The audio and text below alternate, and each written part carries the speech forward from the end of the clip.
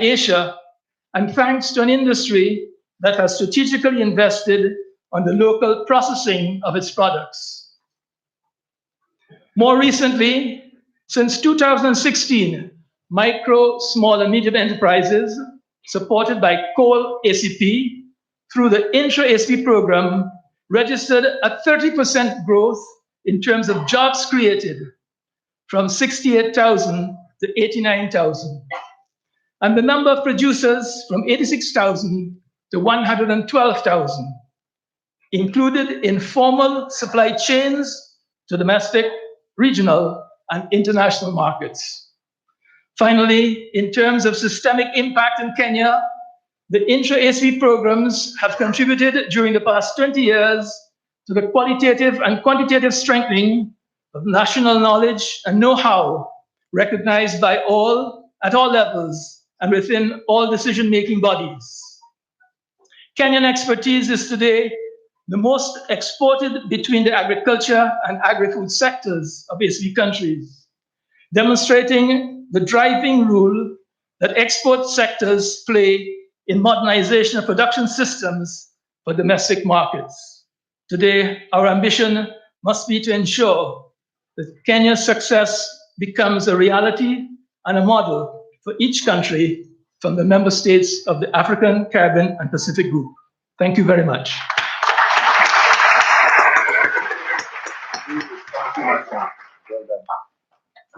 Your Excellency, allow me to invite Mr. Tony Lumelu, the Chairman of the United Bank of Africa and the founder of Tony Lumelu Foundation, to make welcome remarks.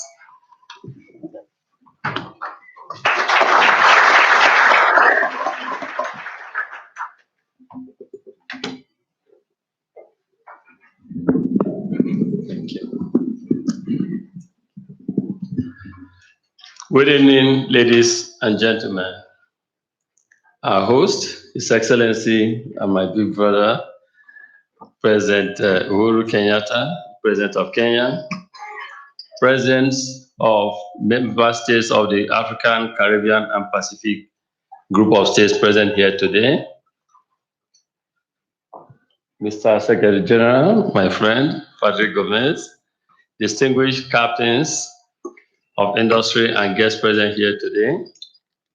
I would like to thank ACP for organizing this event and the President for the warmth and hospitality his government has shown by hosting such an important forum in Africa.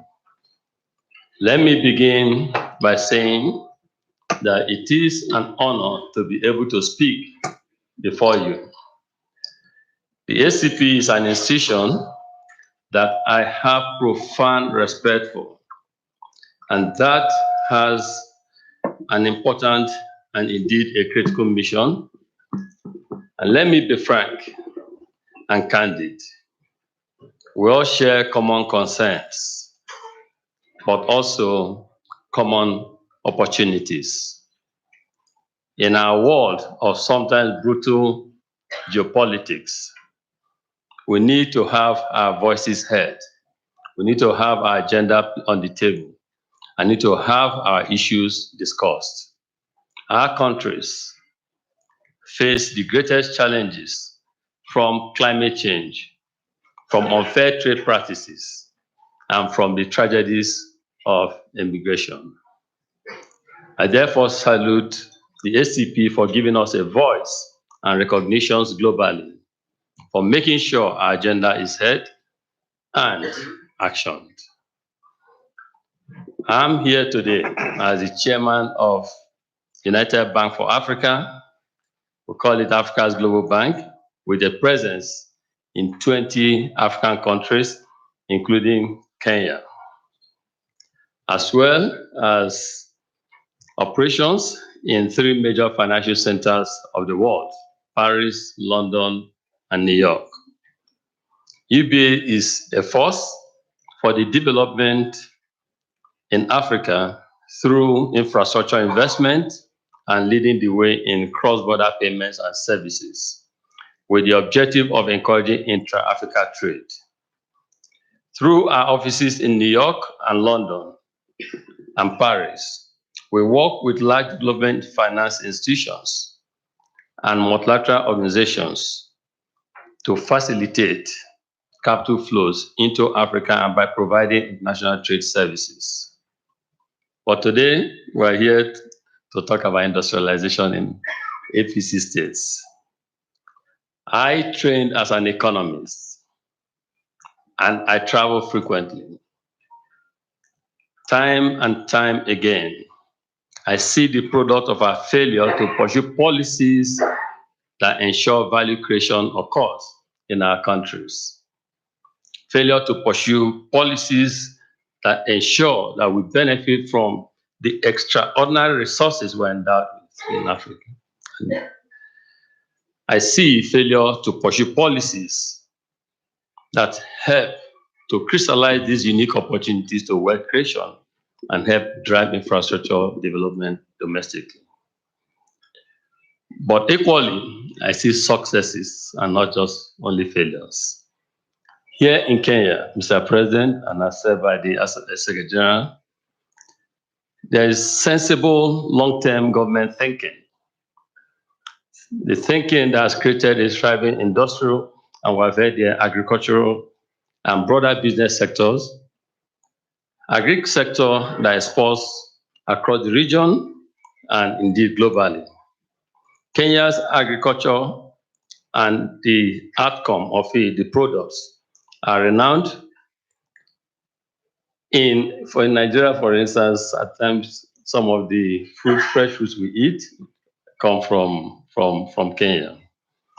And your fintech sector are renowned for growing great initiatives that will help to bring sustainability and equity to all. Let me focus on a theme which drives me in everything that I do, which is central to how our economies grow sustainably. Our countries in the ACP states have grown or have growing youth populations. We have our young people increasingly educated, increasingly confident, globally connected through their smart devices and smartphones. They are hungry for economic improvement. They are hungry for opportunities, and they want to be involved in providing solutions. I think we all are aware of this, and all of us need to drive transformation to meet this challenge and indeed capture and channel what is an extraordinary opportunity. I'm a businessman. Through tenacity, foresight, strategy, but also at times luck, I have built successful businesses that now span Africa in banking, in power, in real estate, in hospitality, and healthcare. But for me, economic success is not a reward. It's only a reward unless societies are just and sustainable. 10 years ago, we founded the Tony Elumelu Foundation and seeded it with $100 million to help catalyze entrepreneurship in Africa. It implements my economic philosophy of Afro-capitalism. It helps to drive this belief, the belief that entrepreneurship is the answer, that investments need to be for the long term and not just for short-term profits. A belief that businesses need to create social wealth as well as economic wealth.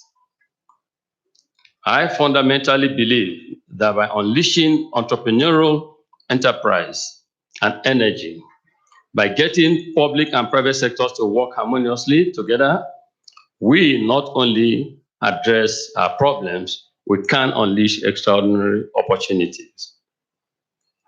The Tony Elumelu Foundation is Africa's leading philanthropy, committed to empowering entrepreneurs from across the 54 African countries.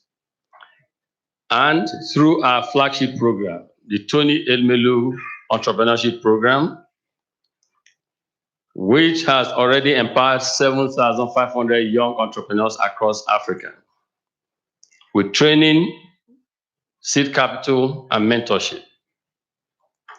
This year, we're expecting over 400,000 applications. Yes, 400,000 applications to our program.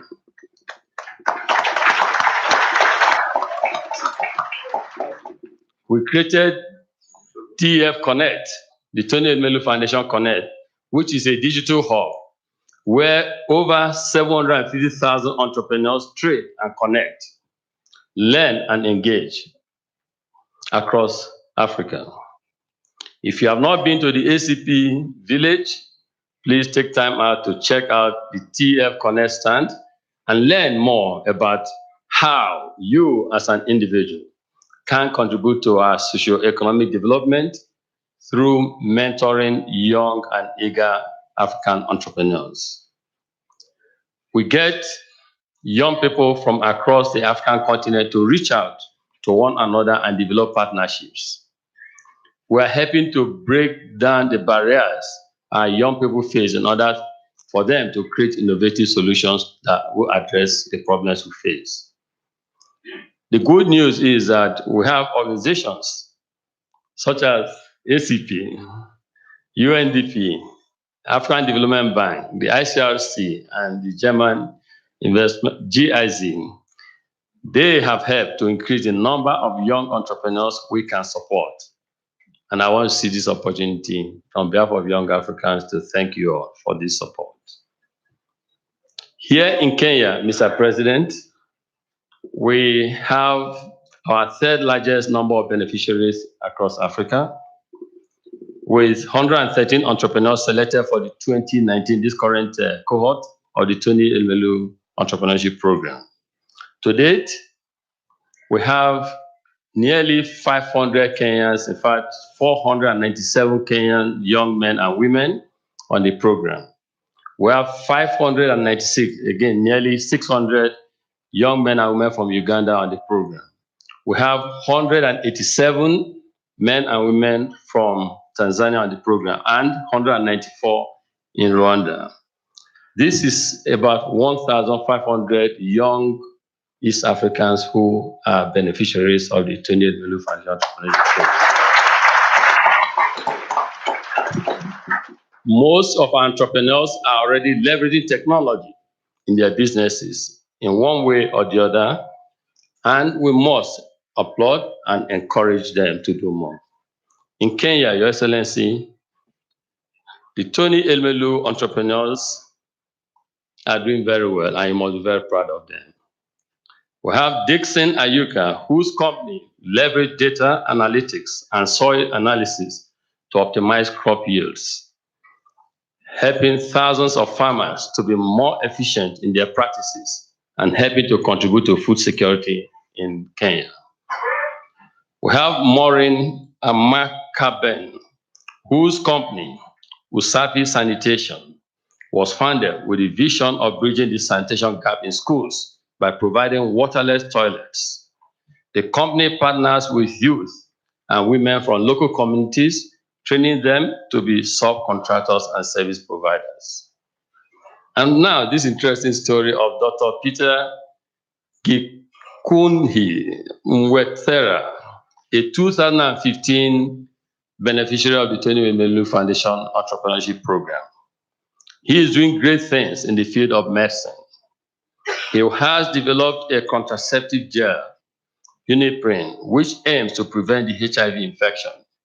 The drug is being tested, is entering a critical final trial phase. And if the human trials are successful, Kenya could become the first country in the world to put an effective anti-HIV drug in the market.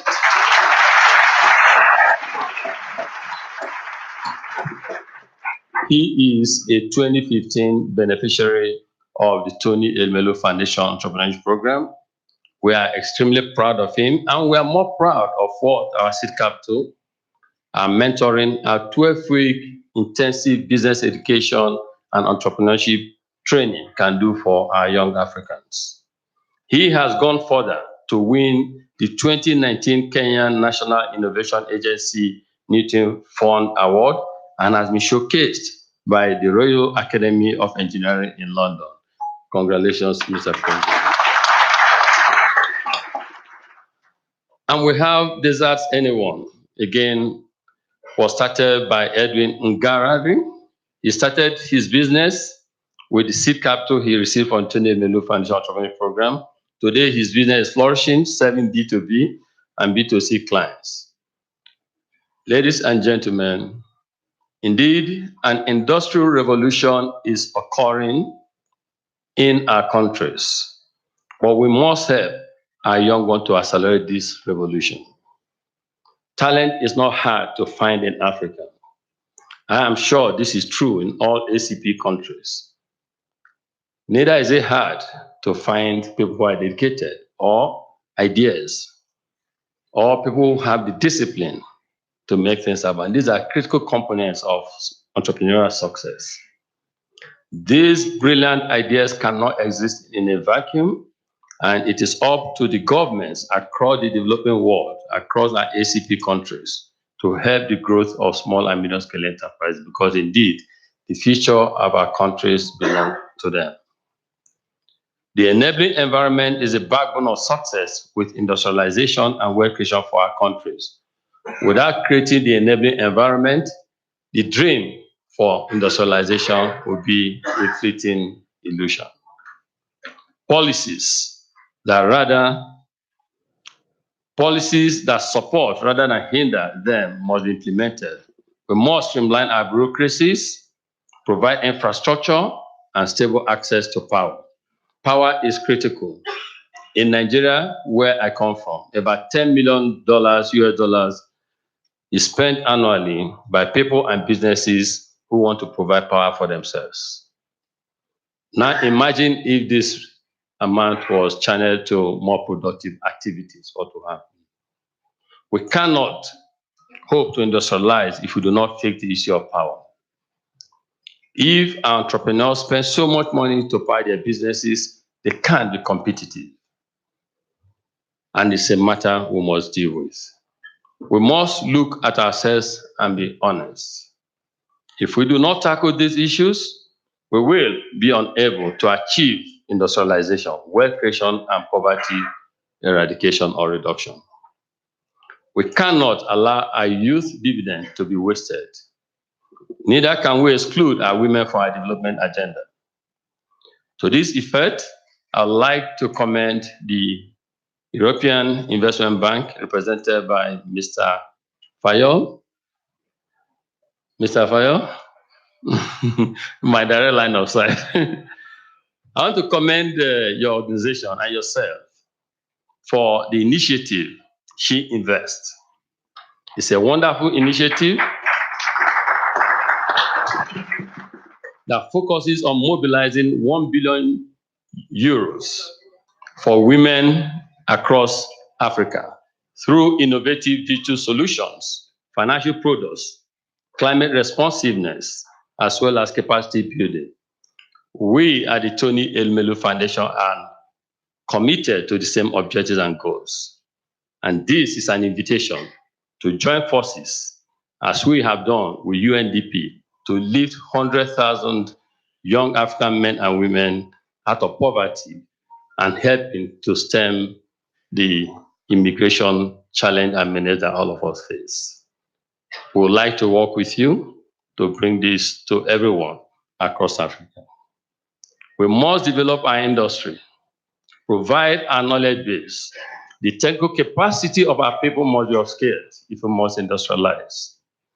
Power and infrastructure are crucial to our success if we are to compete in an increasingly interconnected world with rapidly advancing technology. We need the private sector, the governments, policymakers, development partners, all working together through positive engagement to create the right environment and give hope to our young ones so that the talent can be realized for the development and betterment of all of our countries, and more importantly, for peace to reign in the world. Thank you very much.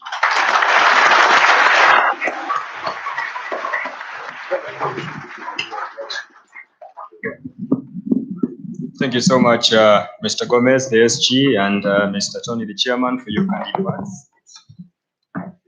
I most humbly wish to request we all focus now on the screens for a short video on business and investment environment in Kenya, dubbed Make It Kenya. The video.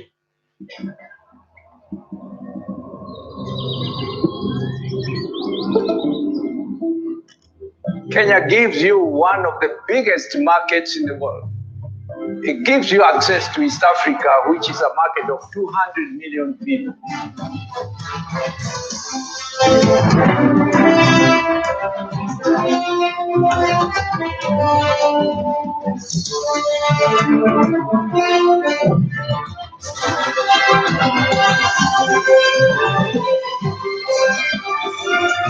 See, Kenya is one of the amazing destinations for business in Africa. And in fact, it's situated on the world in a place where we're all very well connected.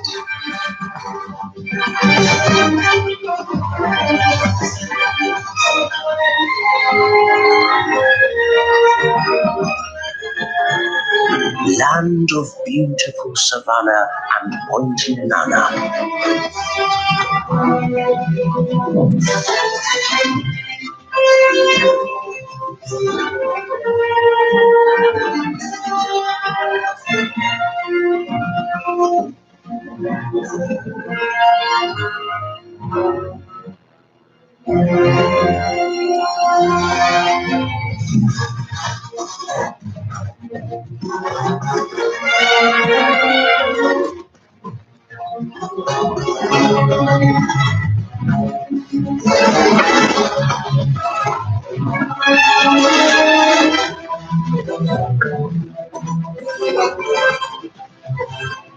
We are at the center, literally, of the continent, and at the center, literally, of the world. From Kenya, you're within 13 hours of any point anywhere in the world by air.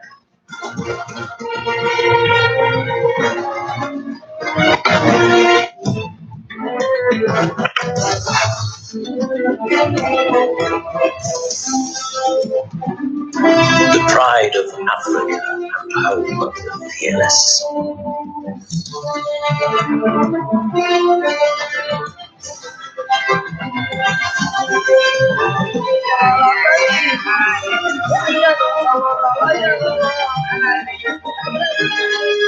The largest and most advanced economy in East Africa.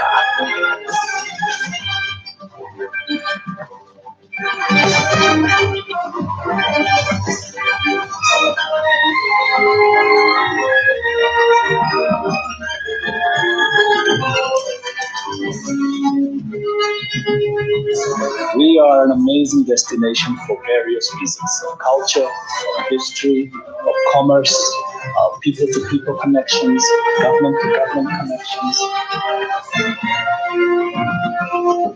Kenya, the cradle of mankind, the land of great history and heritage, the home of great minds and unfaltering hope.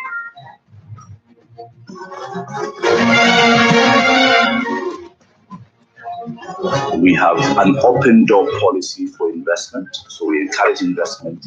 We encourage through incentives, and because Kenya has an authentic African safari product, as well as wide sandy beaches of the coast, the combination of these two becomes interesting for investors to think where to go.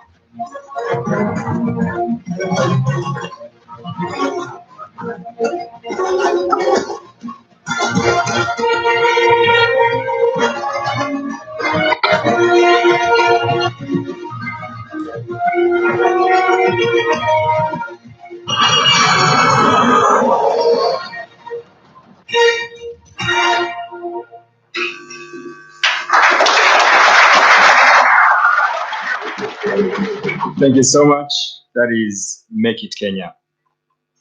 Sir, allow me to invite Honorable Peter Munya, Kenya's Cabinet Secretary for Industry, Trade and Cooperatives, to invite you, Your Excellency, to deliver your keynote address. Karibu Waziri.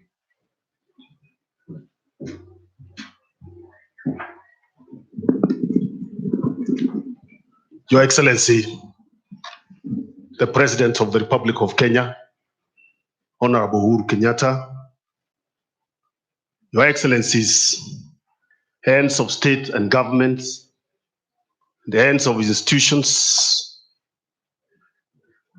distinguished delegates, ladies and gentlemen. Your Excellency, you have provided leadership in areas of economic integration and promotion of multilateralism for the many years that you have been in leadership, starting from when you were Minister for Trade, Minister for Treasury, and now the President of the Republic of Kenya. It is therefore my humble duty to invite you to come and address this distinguished gathering. And I would like to invite you to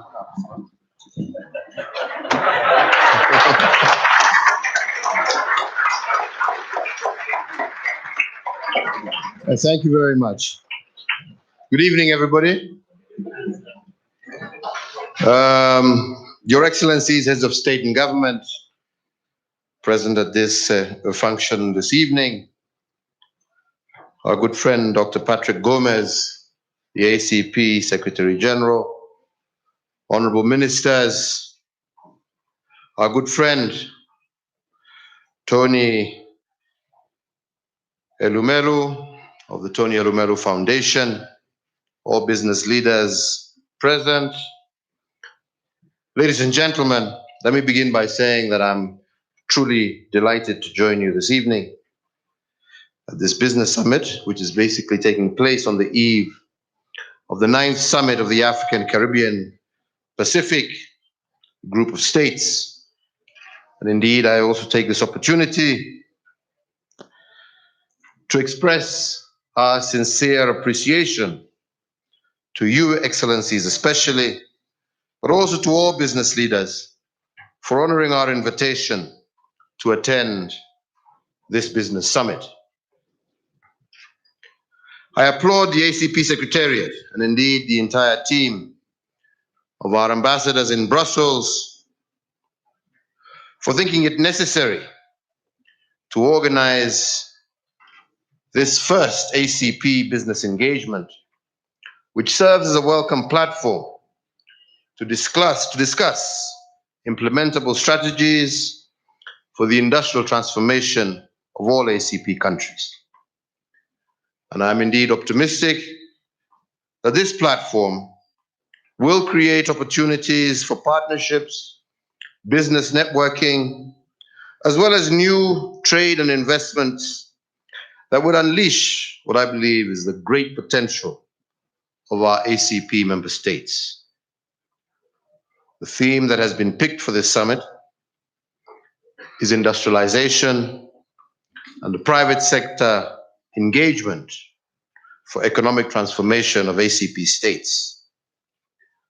This theme is apt as it underscores a vital aspect of the collective aspiration of all ACP countries to transform to middle income and industrial economies. That aspiration, ladies and gentlemen, is within our reach. We have the potential to leverage on our demographic dividends, as well as the bounty of our natural resources, to broaden our economic output and diversify the range of our exports. Our nations are stable and are attracting significant amounts of foreign direct investment from international investors eager for new and lucrative opportunities. So we can build on these strengths to transform our countries into vibrant, prosperous economies. The key objective of this evening's dialogue and the presidential panel include developing actionable proposals to promote industrial transformation, including in the blue as well as green economies, and also to agree on strategies for accelerating intra-ACP trade and investment. I believe that we all expect a rich set of proposals to emerge out of these discussions, And in that regard, and ahead of these discussions, let me just mention a few areas that I believe we should give priority. First, the recognition that our people are the most valuable resource that we have. The ACP group of countries has within themselves 1 billion people, most of whom are under 35 years of age. They are vibrant and increasingly much better educated. Given the right skills training and opportunities, this large reservoir of young people will become the engine that drives the transformation that we seek as a group and individually also as countries. Towards this end, Kenya has focused itself on achieving universal access to free primary education, and we are now in our second year of implementing 100% transition from primary to secondary school. In addition, Kenya has also invested heavily in preparing our people for the opportunities afforded by the digital economy through various skills development initiatives, including our digital learning program, which is aimed at integrating the use of digital technologies in the learning of all our public primary schools. I think the second point we need to consider is the need to promote industrialization of agriculture.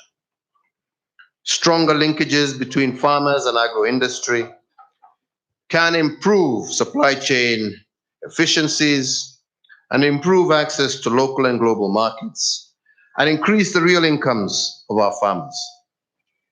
In addition, because agriculture employs more than half of our workers, many of them poor, value addition and the integration of smallholder farmers into national and regional agricultural value chains would contribute to much more inclusive growth and development. The third aspect is that we need to support entrepreneurship and the growth of micro, small, and medium enterprises. In Kenya, as I believe in many of the ACP countries, MSMEs contribute about 1/3 of gross domestic output and create about 80% of all employment. MSMEs have the potential to create positive impacts on the welfare of vulnerable groups, such as youth, women, and persons living with disabilities.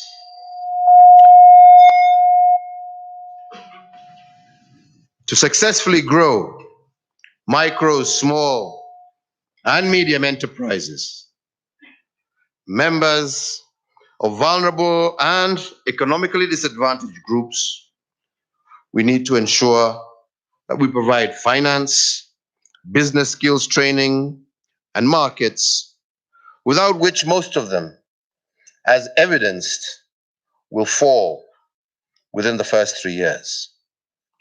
I am sure that all of us look forward to receiving a report on feasible solutions, especially on innovative financing for accelerating youth, women, and persons living with disability into the entrepreneurship class. The fourth aspect is the need for us to continually improve the regulatory and institutional frameworks, as indeed was mentioned by Tony a little earlier. We need to design effective business laws and regulations that promote the interests of SMEs, and provide them with an opportunity to innovate and grow into large enterprises. As governments, we need to continuously improve the ease of doing business in order to remove supply-side constraints and increase competitiveness, transparency, and efficiency. By working close to the private sector, we in Kenya have improved our ranking in the World Bank Ease of Doing Business from number 136 in the year 2014 to number 56 as of last year.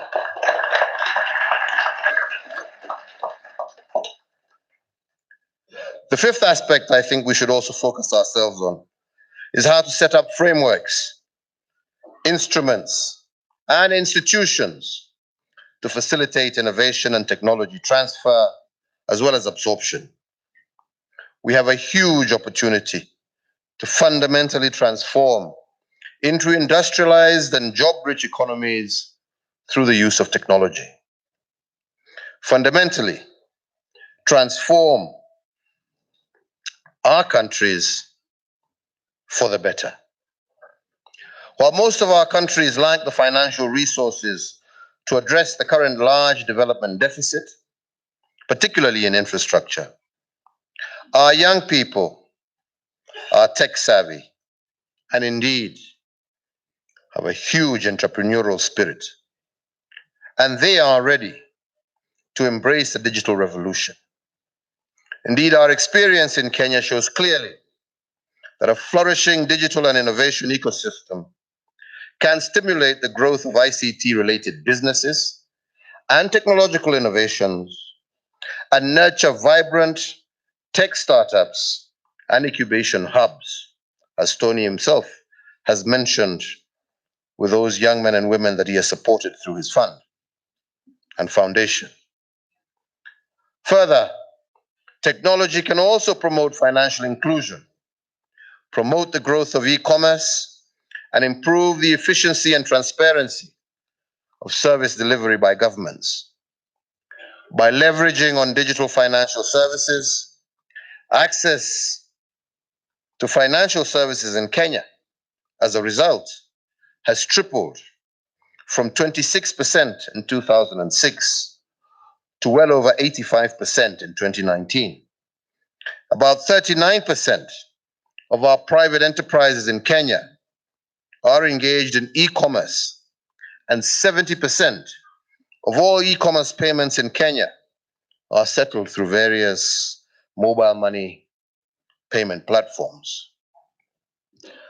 The final issue I'd like to draw to your attention and highlight is that private sector-led industrial development is critical to bringing about the structural transformation that is needed to set developing economies on a path of sustained economic development. The private sector in Kenya, as in the case in many of our ACP countries, contributes the bulk of the gross domestic output as well as employment, with a particularly critical role played by micro, small, and medium enterprises. In recognition of this critical role, the government of Kenya has established a formal and structured engagement with the private sector, through which strategies to promote private sector-led growth are developed and implemented in conjunction with each other. I note that the ACP Private Sector Development Strategy emphasizes the prioritization of an enabling environment for the development of public and private sector enterprises. This, I believe, is a sound proposal because public-private partnerships can be the foundation for sustainable solutions to the challenges facing ACP economies. Such partnerships can make ACP member states economically more competitive and increase our combined contribution to global trade. Going forward, ladies and gentlemen, we need to diversify our products and identify key service sectors which have a fast growing trade potential. This would include creative and cultural industries, as we were discussing with my sister Mia yesterday, also known as the orange economy, which generate today approximately 2.25 trillion US dollars in revenue and 29.5 million jobs globally, according to the first global mapping of this particular sector. So, ladies and gentlemen, as I conclude, I would wish to invite all of you to explore the many investment opportunities that exist in different sectors, not only of Kenya's economy, but of each other's economy. All these ranging from housing, health, manufacturing, agriculture, infrastructure, ICT, fintech. And I'm sure that later you will also hear quite a bit, especially about Kenya's revolutionary money transfer product, which we refer to as M-Pesa, and other fintech products that are available here in Kenya. Kenya will also be very keen to engage with leading captains of industry amongst you, with a view of learning the secrets of your own individual successes in your respective countries. ACP countries, I believe, have much to learn from each other, both in terms of our individual successes as well as the common challenges that we all face. So indeed, I wish you all very fruitful deliberations.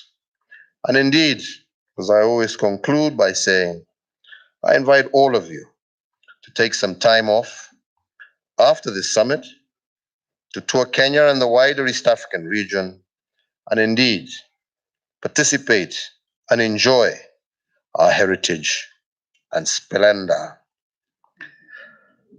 It is indeed splendor. Finally, ladies and gentlemen, let me just say once again, what a great pleasure and honor it is for us here in Kenya to host you and to have you amongst us. And I do hope and I believe that this first business summit under the aegis of the ACP will develop strong bonds and links between you, especially you in the private sector, that will allow us to develop, grow, and prosper as a family and create much needed jobs for our young men and women. I thank you for your attention. Thank you very much.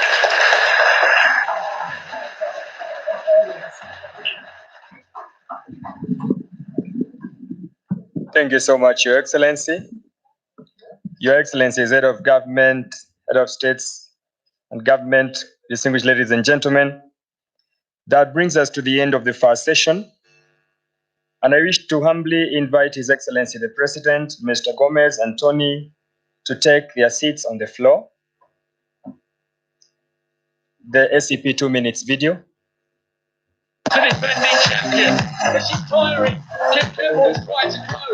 The endurance of the long-distance runners of East Africa, the speed of the Caribbean sprinters,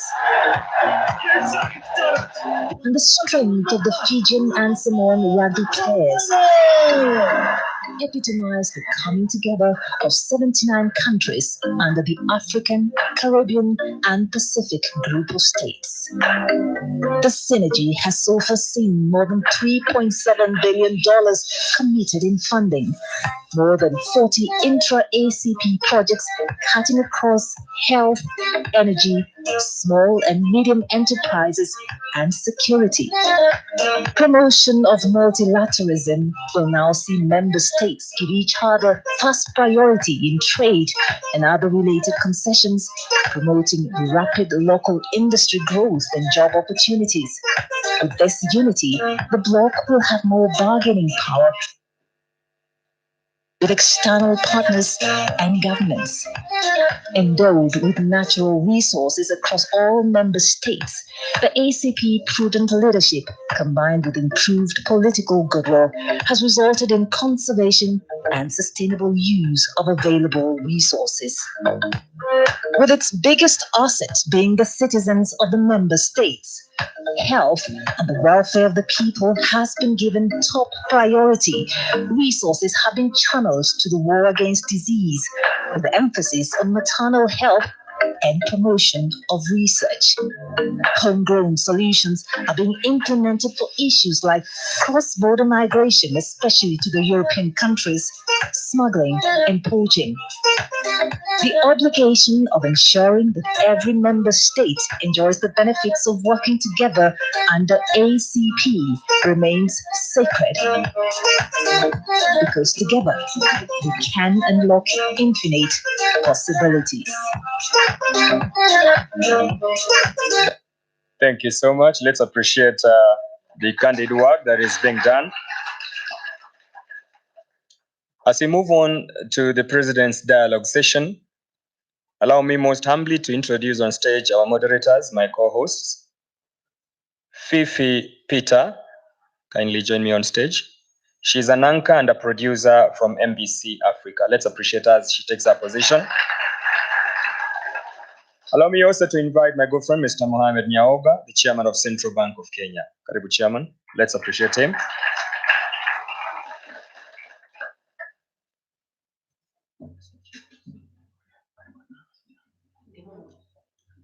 Your Excellencies, ladies and gentlemen, good evening. Good evening. We have, I think you need to hear our voice also.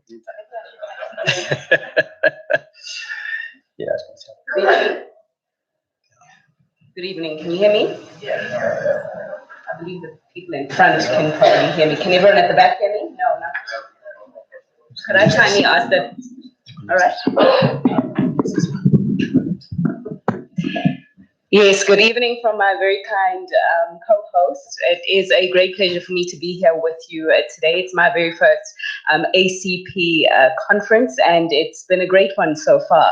I was with many of you earlier on this morning when we were discussing amongst business people and investors and the entrepreneurs in this room what they think needs to be done for our heads of state really to achieve their own development mandates by way of growing the economy and growing it inclusively for their people. We're here to unpack some of those strategies and to deliver them to the heads of state. Implementable solutions, I believe the conversation will be about.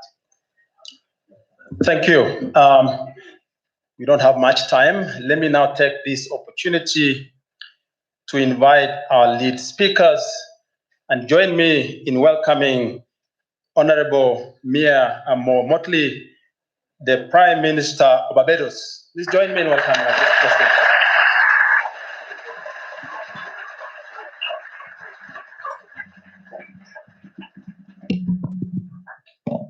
She will be followed by His Excellency Danny Faure, President of Seychelles. Please open the stage.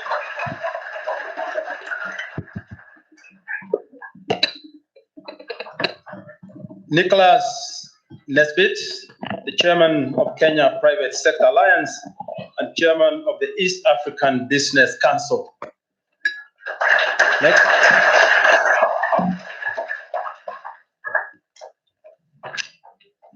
The next one on stage is Mrs. Ife, CEO, Tony Elemelu Foundation. Ife, welcome to the stage.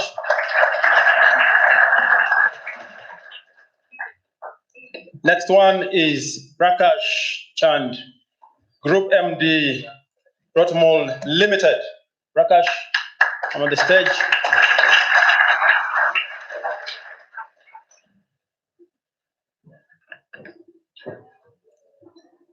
The next one is Ambrose Fayole, Vice President, a European Investment Bank.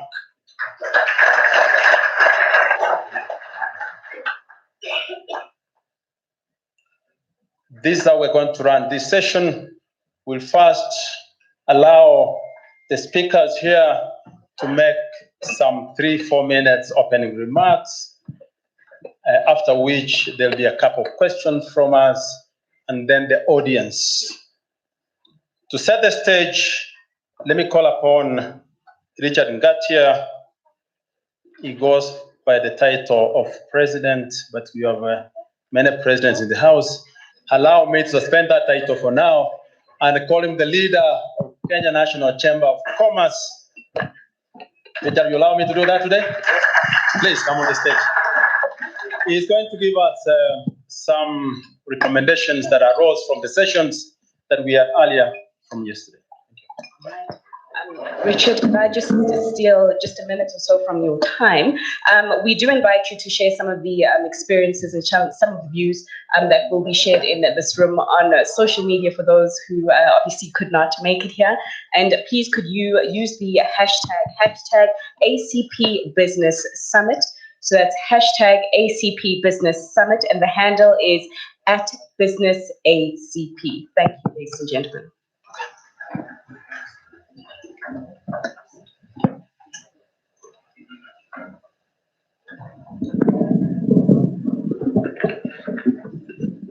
Your Excellency Uhuru Kenyatta, President of the Republic of Kenya, Your Excellencies, Head of State, Mr. Patrick Gomez, ACP Secretary General, Cabinet Secretaries present, Tony and Melo, heads of various visiting delegations, representatives of the Government of Kenya, members of the Diplomatic Corps, fellow business commissioners, all protocol observed.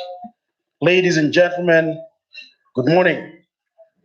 Good evening. Bonjour. Thank you. It is my distinct privilege to join and welcome you at this 9th African Caribbean Pacific Business Summit being held here in Nairobi, Kenya. I would like to thank the Government of Kenya, all the ACP state parties, secretariat, and partners who have helped organize this important gathering. On behalf of the ACP Private Sector Forum, we had a 3-day consultative dialogue with the representatives of private sector. The following were the recommendations in various thematic areas. 1, youth employment and enterprise development. We propose the following. ACP governments and states need to develop and promote national skills, strategies, and programs for the future of workforce through TVET forums and strengthen networking, dialogue, and cooperation among policymakers and training institutions.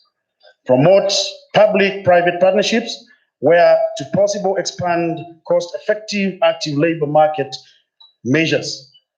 Encourage employers to continue or expand quality apprenticeship and internship program.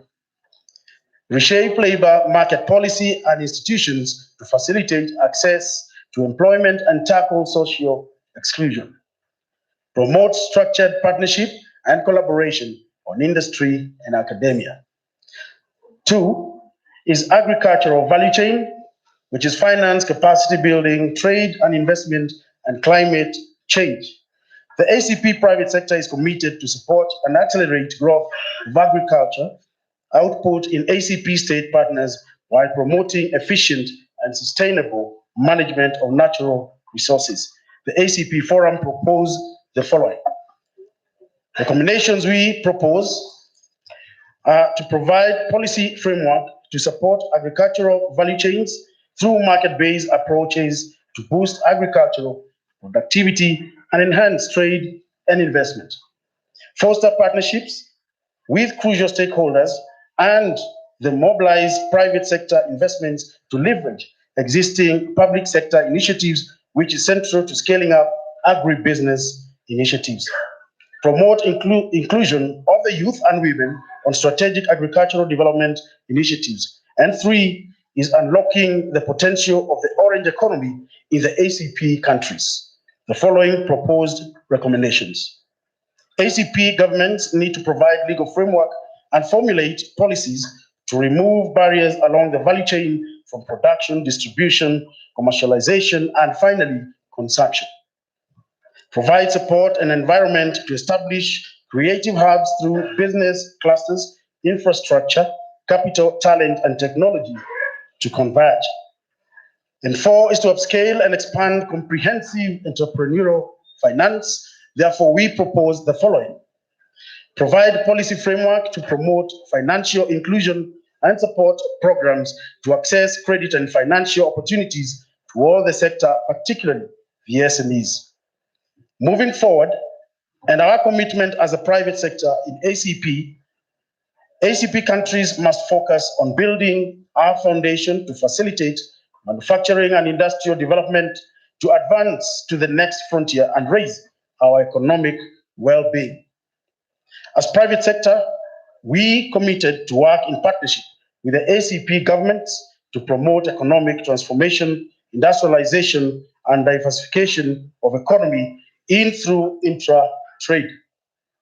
As ACP community, we need to work together to build enabling policy environments and promote inclusive business in the ACP member states and for the ACP community, which will in turn support businesses, generate income, and create hundreds of thousands of new employment opportunities. We need to support digital infrastructure, digital connectivity, digital workforce, and digital MSMEs. Your Excellencies, distinguished guests, ladies and gentlemen, I have provided the ACP private sector perspective. I have also mentioned some of the areas where our role can contribute to a more efficient, more integrated, and more competitive to the ACP partnership. On behalf of the International Conference of the Great Lakes Region Private Sector Forum, ICGLR, PSF, and the Kenya business community, it was indeed an honor for me and to our country, Kenya, when the private sector in the Great Lakes region, through the General Assembly of 18th September 2019, elected me as their chairman.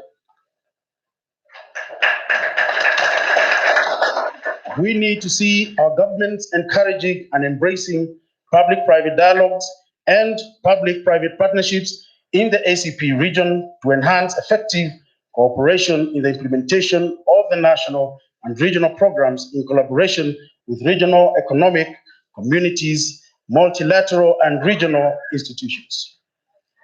The integration of the African Continental Free Trade Area is already happening with the adoption of the ACFTA agreement, and we are recommending to our governments that they ensure that the business sector is involved in all major discussions on the ACFTA implementation, including inclusion into the various committees overseeing its implementation. The Private Sector Forum is mandated to facilitate the hosting of the Great Lakes Investment and Trade Conferences.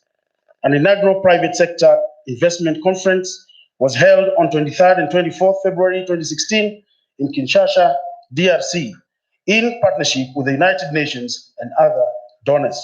A second edition is now scheduled for the 18th to 20th March 2020 in Kigali, and is tentatively set to focus on investments in promotion of regional trading among member states and with the rest of the world.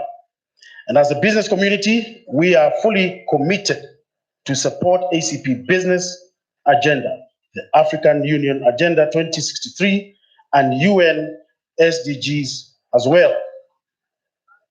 For us to be able to deal with the needs of our times, it will be then important to focus and center into exemplify three themes, which is connectivity, where we must connect our cities, and the second one is mobility, where we must move ideas and capital, and the third is sustainability, which is balance in nature. I wish you all, as you go back to your homes, safe skies, and I wish you a Merry Christmas. Thank you very much.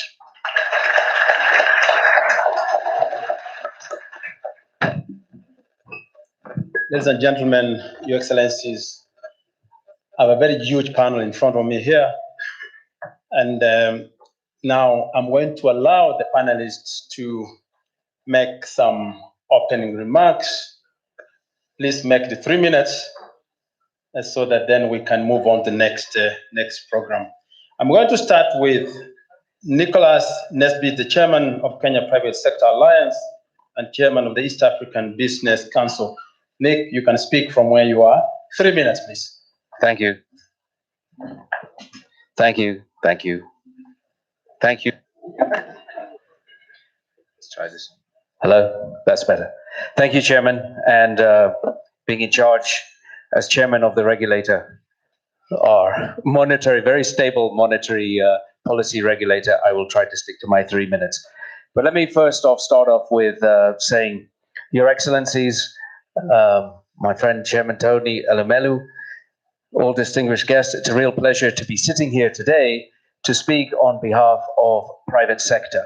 Besides being chairman of the local private sector, I'm also chairman of the East African Business Council, which covers 6 countries, which are all very time consuming, but my real day job is I am the head of IBM in this part of the world. So let me start off with, over the last 3 weeks, I have had a very large forum with the Kenyan private sector where we met very senior government officials. That was followed a week later in Arusha, Tanzania last week, where we had 650 businesses of all sizes from 6 countries, very senior government officials, cabinet ministers, meet to discuss business. The importance of those 2 conversations was that very specifically, the voice of the private sector was heard, and we felt very listened to, and we were very engaged. And this is really a unique part of the world where, in particular, the president of Kenya gives us great access to him and his team to talk about the issues that are here. Now, I say that because when we met last week in East Africa, many of the other East African countries did not have that. But if I were to say there were 3 things that stood out from that meeting, both meetings actually. The first one was about competitiveness. In this region, we must increase our competitiveness because we are staring irrelevance straight in the face. Irrelevance being the rest of the market, the rest of the world is moving on, and they don't really need us. So we have to stand up and take care of this population dividend that we have of young people and ensure that they can rise up and be employed, gainfully employed. The other really important thing is I'm starting to get the feeling that all the private sector in the local private sector is up to here. They have hired all the people that they want to hire. In fact, there is a dilemma, not even a dilemma, dichotomy, or there's a better word for that, which is companies don't actually want to hire many more people than they have to. It's not their business to do that. So if the local companies aren't going to hire the people, then who is? We must make this environment attractive for people who are sitting on their capital, whether it's domestically or internationally, to come out to this region. And what's it going to take? Regulators need to get out of the way, set their mandate, get out of the way.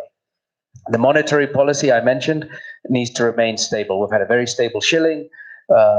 Inflation has been very well managed. We need to ensure that when companies come here, they can get the right talent, they can invest in them, and the companies can grow, and so on and so on and so on. But basically, it's let government get out of the way.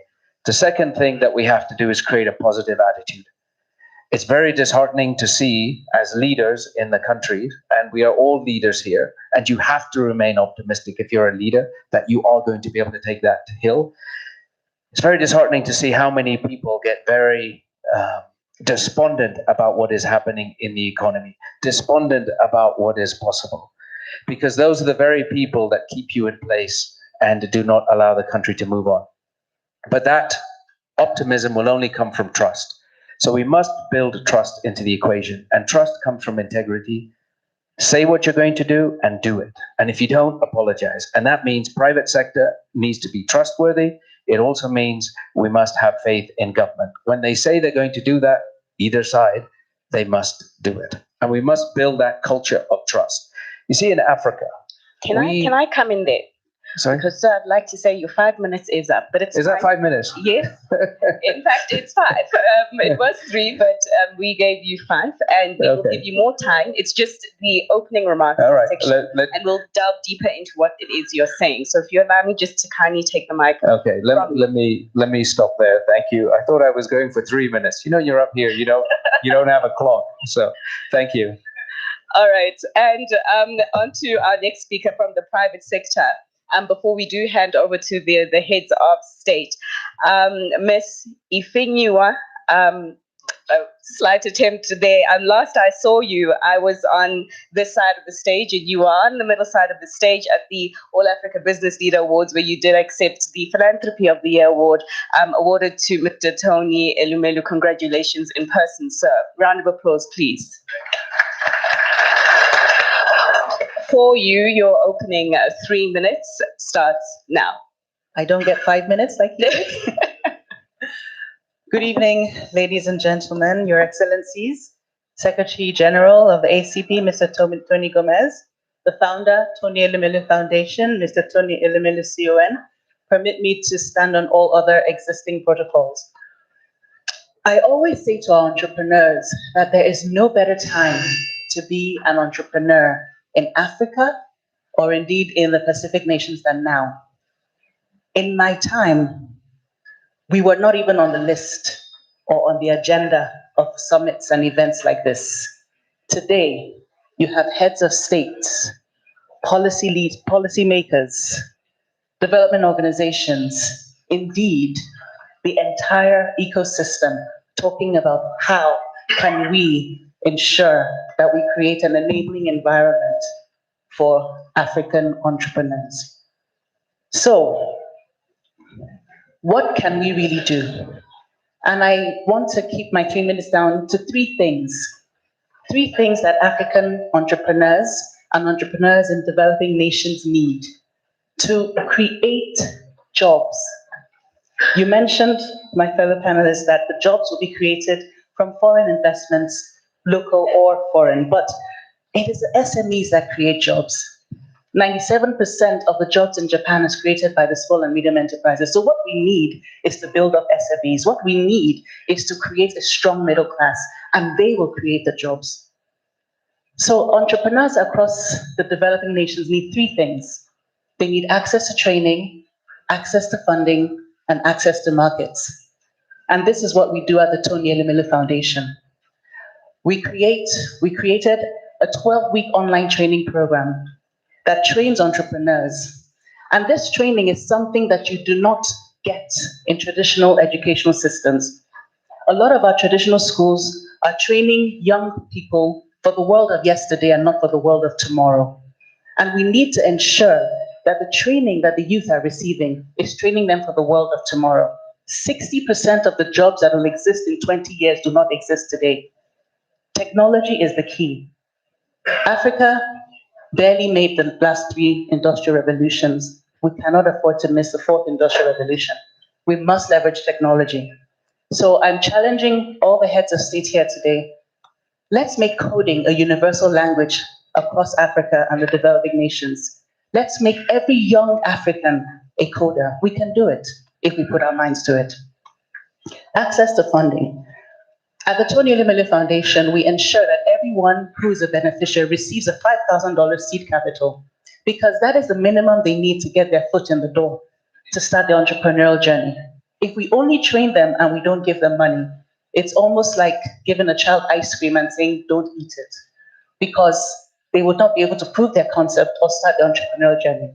Indeed, we do have some Tony Elumelu entrepreneurs in the room today. Can you stand and be recognized, please? And they have all received $5,000 seed capital. And so it is critical to ensure, thank you very much, that entrepreneurs receive the funding that they need, because it is two sides of the same coin. Finally, access to markets. It is important to know that Africa suffers from fragmented markets. And I'm very thankful for the Africa Free Continental Trade Agreement that has recently been signed. But signing is only the first step. We need to implement it. And to implement it, it takes hard work, it takes determination. But I'm confident with the heads of states and the involvement of the private sector that we will get to where we need to. But access to markets is not just in terms of infrastructure, but in terms of connectivity.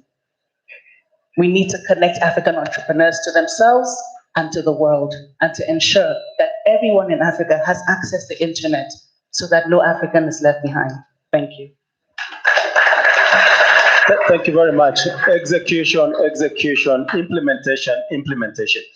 Let me take this opportunity now to invite Ambrose Fayo, Vice President, European Investment Bank actually, to make his remarks.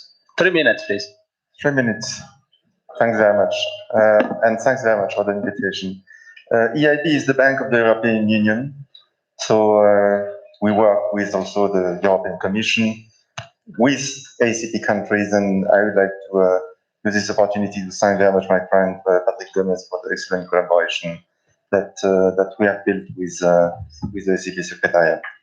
And what we do is we are a public bank. Our shareholders are the member states of Europe.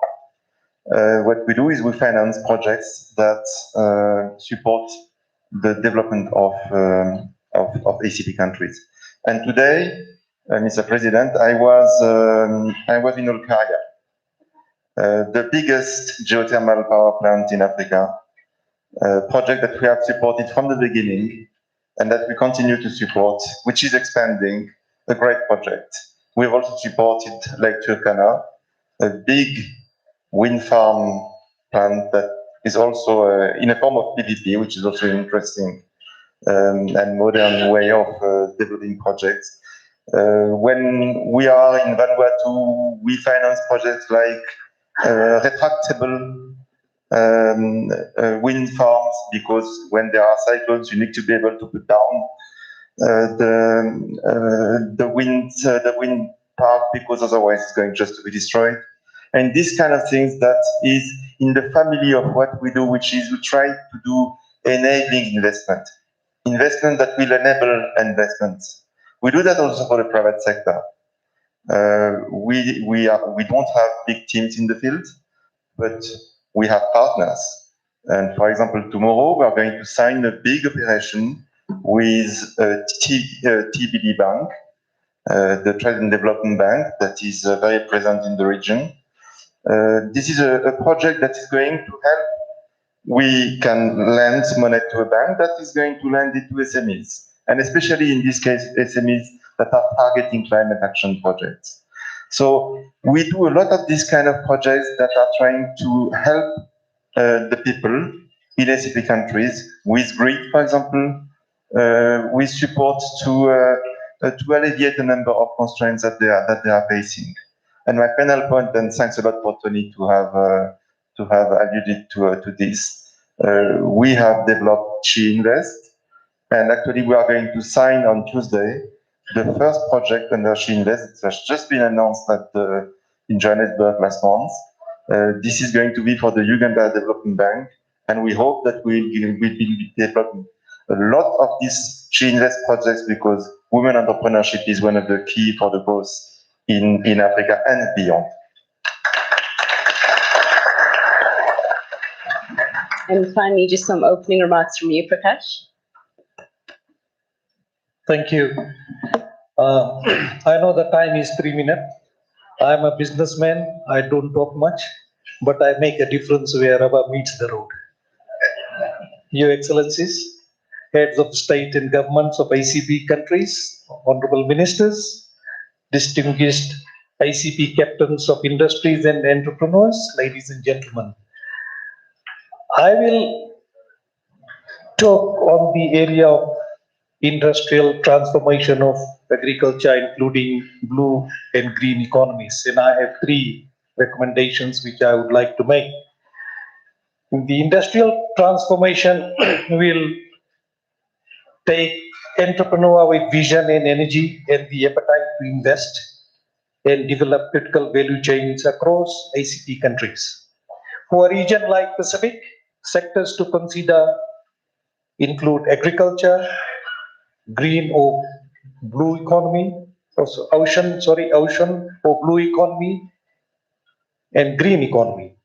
Potential of blue economy for the Pacific region and most ACP countries is immense and include the new ocean industries, which include marine aquaculture, deep, ultra deep water, oil and gas, renewable energy, offshore energy, marine and seabed mining, maritime safety and surveillance.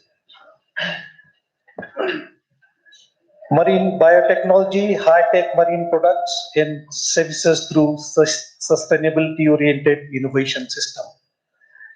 Then greening the traditional ocean industries, shipping and maritime industries, the seafood industry, offshore energy, mining industry through energy and material efficiency, ocean and water pollution control. The Second area is the agricultural sector transformation in a context of small island countries like Pacific countries, possible role of captains of the industries.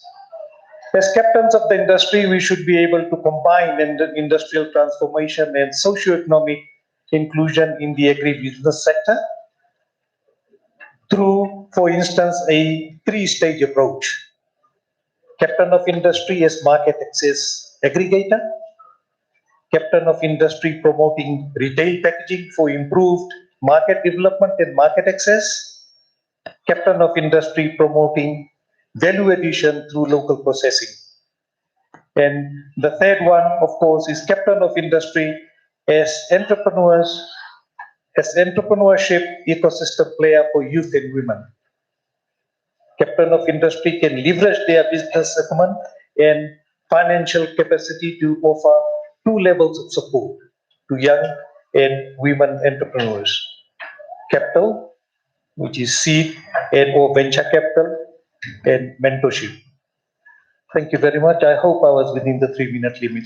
You did very well. You just made it. Now allow me to now invite My Excellency Honorable Mayor Motley to make our remarks. And since I know that she may be responding to some of the issues raised, I'll give her 6 minutes. I assume that is your attempt to bring back gender balance, but we take it nevertheless. Let me thank you for this wonderful opportunity here in Nairobi. Let me say thank you to President Kenyatta, my brother, and to all of the people of Kenya for their very, very warm hospitality extended to all of us. For us, this is a unique moment because it signals our intention to really try to claim our destiny. We have an opportunity that, however, must be premised on getting not to know about each other, but to know each other. And there's a big difference. Knowing about each other means that we are likely to continue our habits to trade north. Knowing each other means that we're likely to take down the walls and to begin to understand the values and the challenges that confront each of us, and by extension, to see the entrepreneurial opportunities that may be available to build prosperity among our people. And it can't just simply be about providing jobs. It has to be also about economic enfranchisement, creating a basis for ownership among our people, because that is the only way it is going to be sustainable. I listened here this afternoon, and my brother Andrew Holness is here as well from Jamaica, and he will tell you that for us in the region, we have a slightly different problem, because we have a Caribbean community that was established in 1973 that settled on a single market and single economy as an objective in 1989, but that has been constrained not as a result of the ability of governments to set the legal constructs, but effectively because we've not been able to produce enough, quick enough, in a way that allows growth to come more seamlessly to us. And when you start to examine the reason, what is it? What is the oxygen that's needed? You need people, you need access to finance, you need access to training. But the fundamental issue of access to people, and those from the Caribbean are probably tired hearing me say so, but for you here in Africa, I need to repeat it. In Suriname, we have a country with 580,000 people that is the size of the Netherlands, that has 17 million people. In Guyana, which is the size of England, Scotland, and Wales, we have a country that has 800,000 people, but with a population that is nowhere near England, Scotland, and Wales of 66 million people. In Belize, it is 400,000 roughly, and it's the size of Israel at 8 million. So, and Barbados and Jamaica are a little better off in terms of the numbers, but when you compare us to a Singapore or to others in the developed world, our population numbers are still down. And part of the difficulty is that we have to find ways to manage migration more effectively in order to be able to create the dividend that you want to benefit from here as a result of the increases in your numbers of young people. Now, why is it important? Because whenever we leave here, we leave and we're going north. We're not going west, and we in the Caribbean not coming east.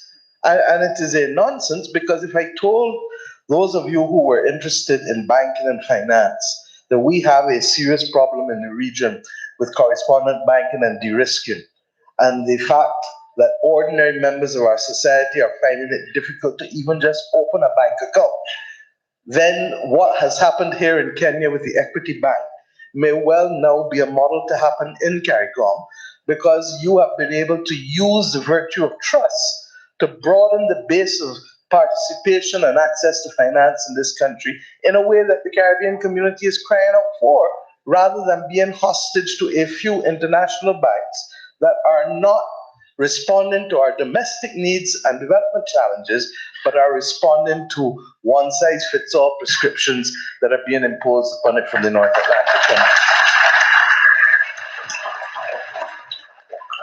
If I told you that the Prime Minister of Jamaica and myself are looking for investment in tourism, and for people to be able to participate in the ownership of hotels, even if you don't have the brands, then you may more willingly look at opportunities in the Caribbean community than you have hitherto done.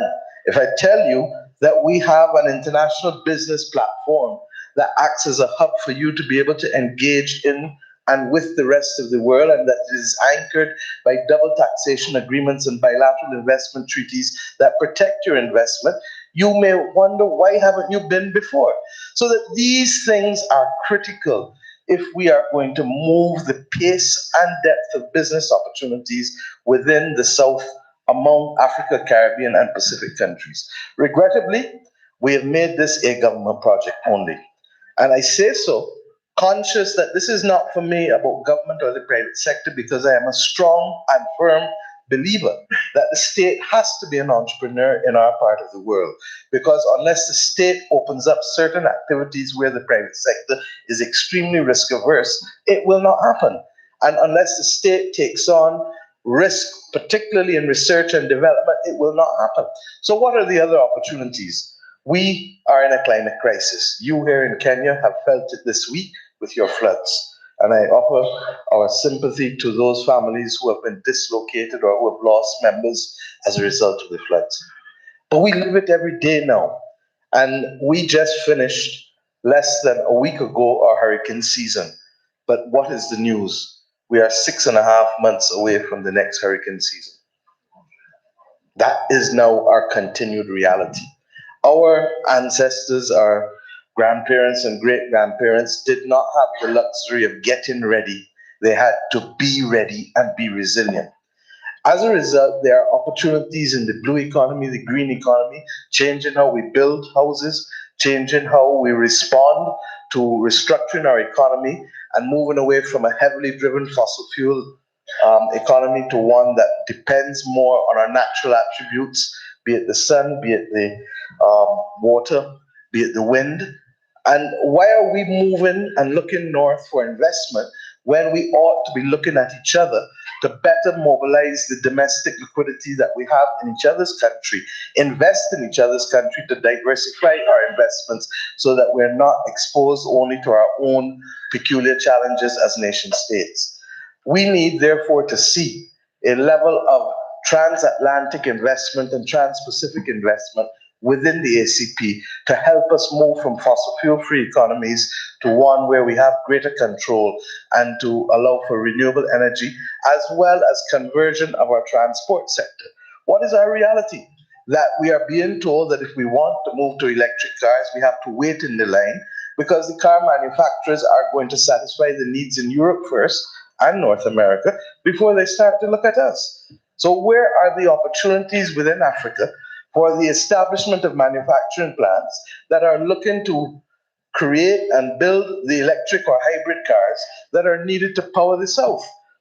And who and why are we not working in a cooperative manner, leveraging both capital, human and financial, from all three regions in order to build out whatever industries we are building, whether here, there, or in the Pacific. And I say so, for example, with tourism and the creative economy. The Caribbean has a mature relationship in managing tourism product. Why aren't Jamaican and Barbadian chains established in Africa in tourism? Why are we not equally having the African agricultural diversification that Kenya has seen?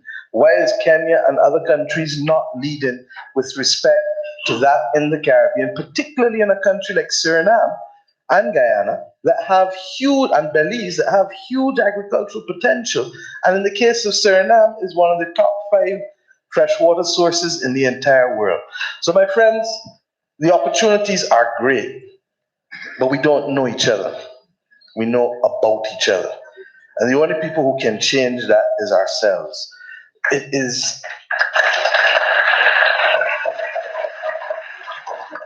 It's not an easy thing because human beings tend to stick to what they know. But we need to step outside of the comfort of our familiar and to recognize that we're actually more alike than we think because we come from the same values, the same people, the same everything. It's just that we've allowed the sea and others to separate us. I believe that a few people must lead the way because success is a habit. And if the gentleman in front of me, who has taken on the challenge of creating 10,000 entrepreneurs in Africa, Tony, believes that Africa should not be the limit of his horizons. And if there are others like him who can do the same, then I think that you and Chris, who I met yesterday, can be the people who help create the bridges to allow people to move and share experiences. Without the sharing of knowledge and information through television and social media, and without the bridges for air and sea to move people and goods, this will be a continuous academic exercise. Thank you.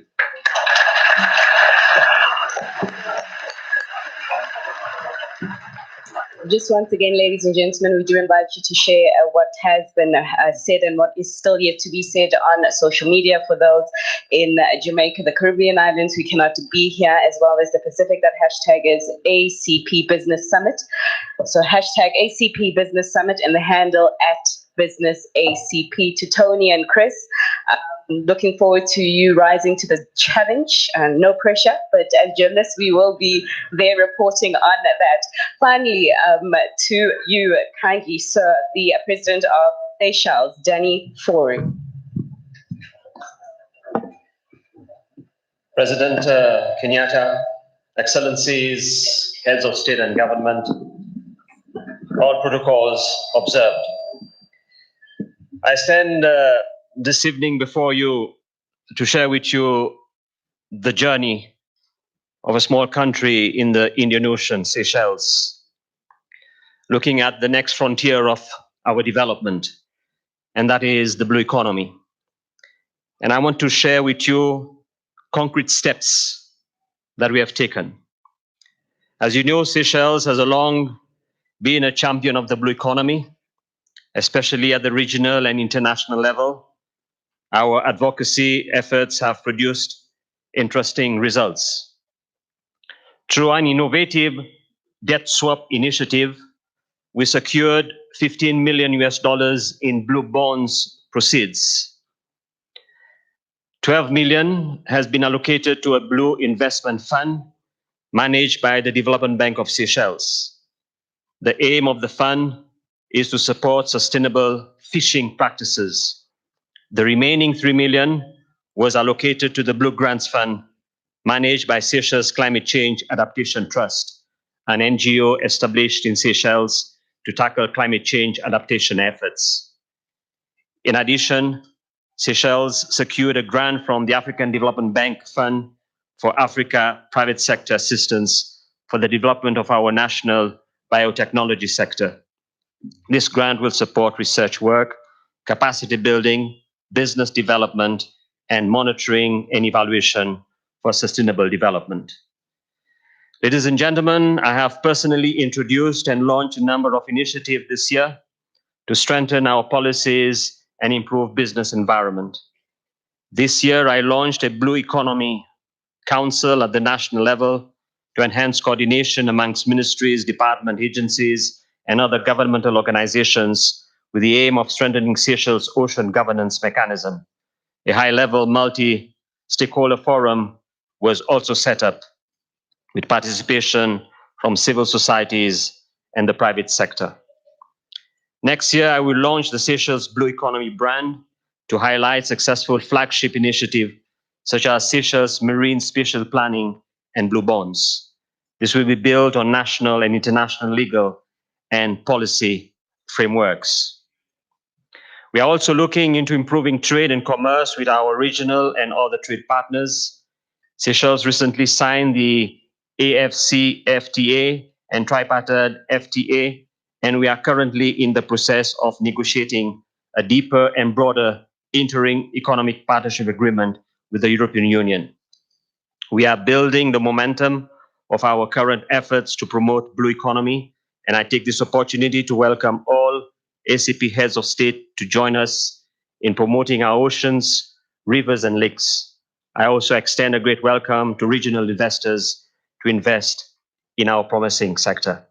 Ladies and gentlemen, this is my 4th visit to Kenya in 3 years. Thank you.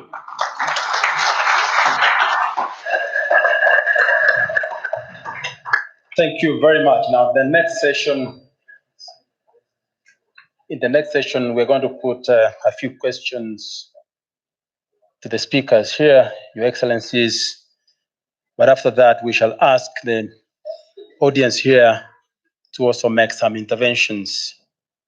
Your Excellency, you've talked about a very fundamental point, that we don't know each other. We know of each other. We know of about. I think that's better said. So currently within ACP, the trade flows are limited. How can this be increased? How can ACP members begin to think of themselves as one bloc and its people as one people? Finally, how can the leaders of the member states set the tone at the top for this shift? Thank you. I think that we've started doing it this year. I mean, President Kenyatta came through the Caribbean. Prime Minister Holness and myself and others are here in Africa today. This is the time of the year when others at home are thinking about Christmas, and we're here. And we're here because we believe that we have to create the opportunities for investment flowing both ways and the opportunities for exchanges. But it's going to be difficult in the absence of dealing with the elephant in the room. And the elephant in the room is travel. And the elephant in the room is the movement of goods. Now, I was just in Ghana a month ago. We signed a cooperation agreement with the Port of Tema. And we believe that whether it is Barbados, Kingston, Nassau, that there are opportunities for hub arrangements to be able to access North America and Central and South America that are available to Africa, and indeed from the Far East and Middle East coming through Africa. Now we need to make that happen, working with private sector companies. Similarly, we need to deal with air travel, that there is only direct travel, as evidenced in the Middle Passage, is the greatest scar on the 20th century of the post-independence movement of African and Caribbean leaders. And I hope that we can remove that blemish from our record, because we are the ones now who have it within our grasp to make that travel direct rather than to be pawns of history or victims of history. But to my right, you are on NBC, I'm told, and the power of television and the power of social media and the power of technology. Kenya has been able to do what it has done with financial inclusion through technology. Now, once we start to begin to create and show that there are opportunities, then ordinary citizens are going to use the technology to reap the dividend in terms of whatever opportunities there are for business.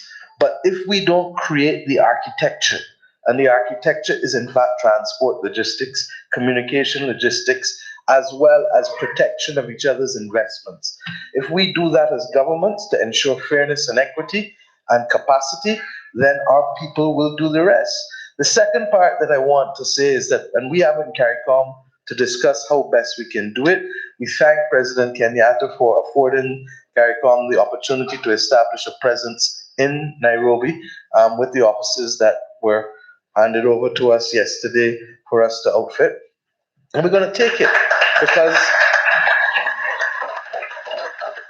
we need to be able to look at how best we can access and to have a program of managed migration to get the people in the Caribbean being able to produce at a higher level. Similarly, in my own country, there's excess liquidity. Banks are paying 0.01% on savings in Barbados and in many other Caribbean countries. And in fact, Canadian banks are selling off a lot of their assets and shifting out. And the concept of de-risking has come about because they don't believe that we are large enough to matter for them to take the time to put systems in place. Now, it's a notion that is incomprehensible because it is telling you, as we've said continuously, that we are invisible and dispensable, not just only in terms of climate change, but also in terms of day-to-day functioning of access to finance. Now, I don't believe that we are either invisible or indispensable for Africa or for the Pacific. And therefore, we will work cooperatively because equally, pound for pound, the Caribbean has produced more Nobel laureates, more geniuses, more sporting athletes, more people with capacity. Well, Bob Marley and others. The great Bob. And the bottom line is that we have, therefore, lessons that we can share if given the opportunity so to do. But we are in a world where our focus, regrettably, is north-driven. The instability that is now taking place in the world is driven again by the north. And we have at some point to determine whether we are prepared to claim our destiny or not. Leaders must lead, and I hope that that is what we are doing now to create the opportunities for you in the business community. Ladies and gentlemen, we are running slightly over schedule, and just to try and make up time, we'll just have one more question from President Fori, and then we'll open it up to the audience members, but just for a very brief interaction from you, as we still have another dynamic panel discussion lined up in store for you. Mr. President, as I was listening to you and listening to you speak about the plans to develop your blue economy and really take exploits of your location, I mean, many African countries have a blue economy that can contribute a lot more significantly to their GDP. And for me, my question is, great, but then there is the other side of that coin, the climate change risks that keep on being mentioned throughout these discussions. So I'd just like to find out from you as a policymaker, your thinking around how the ACP member countries should be shaping their climate change mitigation policies. Right now, many countries suffer from the problem of being too reactive rather than proactive when it comes to solutions on that regard. Yeah, thank you for your question. I think if there is one thing that there is, I would say, a common dominator within the ACP is the issue of climate change. So the climate change is the number one threat to humanity. It's the number one threat to our own existence. So for many years, we've been talking about it. And as my sister, the Prime Minister, has rightly said, it is no longer the issue of climate change. It is a climate crisis. We're in a climate emergency. And She has said that 6 months ago, she's just passed through the hurricane in the Caribbean, and she has to prepare. But other countries within Africa, including small island states in the Indian Ocean, we do not have the necessary infrastructure that was built to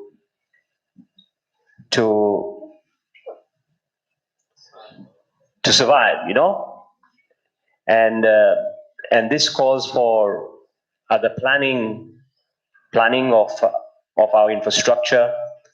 How do we put in innovative infrastructure? And it also requires the necessary financing. So for most of our countries within the ACP, it is also for you to address the issue of mitigation here. What is more important, countries who are responsible for that, they need to put the necessary funds available for the countries within the ACP as a whole. So as we speak today, the urgent need is for countries that who have been responsible for the problems that we face as a result of climate change. They need to put the money. They need to put the mechanism, make the mechanism available, the financing mechanism available to help the countries. And secondly, for the blue economy, within Africa, we are for the first time preparing a continental strategy, which I think it will be ready by February next year. We will share that with the CARICOM and also the Pacific Islands. Thank you.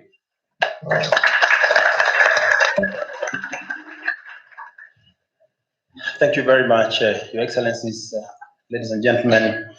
We are going to open this to the floor now, and please ask one question. Don't ask a question about your entity or about yourself. Ask a broad question.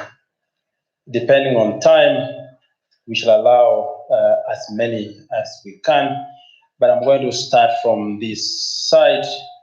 I don't know whether we have the microphones.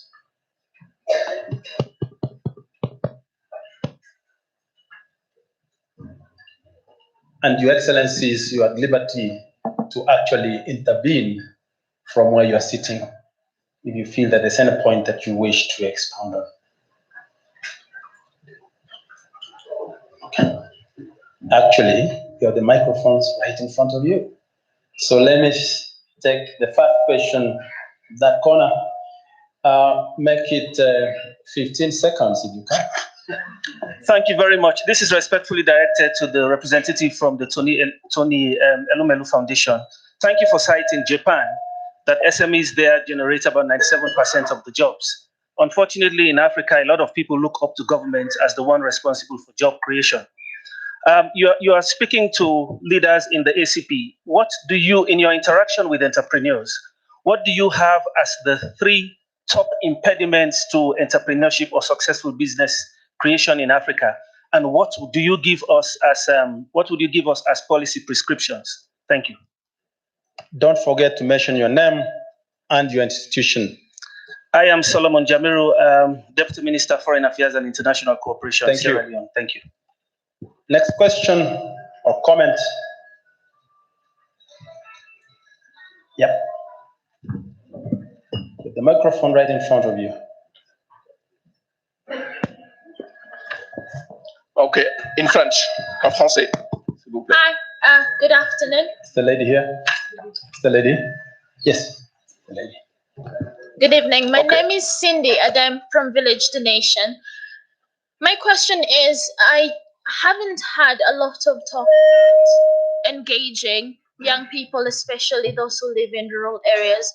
I'd like to understand how they fall in the conversation about moving Africa forward, and if there are any specific policies countries within the ACP region have for engaging them within the economy? Thank you. Please remember to speak to the mic. The next question or comment. Yes, please, gentleman there. Yeah. OK. Donc, Antoine Gomes, je suis le président de l'organisation des professionnels. Antoine Gomes. I am from the professionals in the information technology in Senegal, and I also work in the network in West Africa. And from the center we created a month ago at the ACP EU Forum in Dakar, I heard the recommendations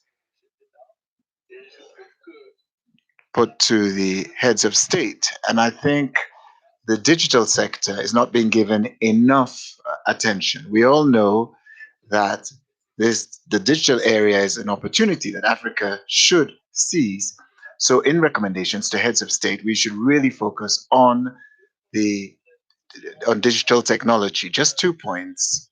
We all have in our countries development strategies for the digital area. We know what needs to be done. We just need to do it.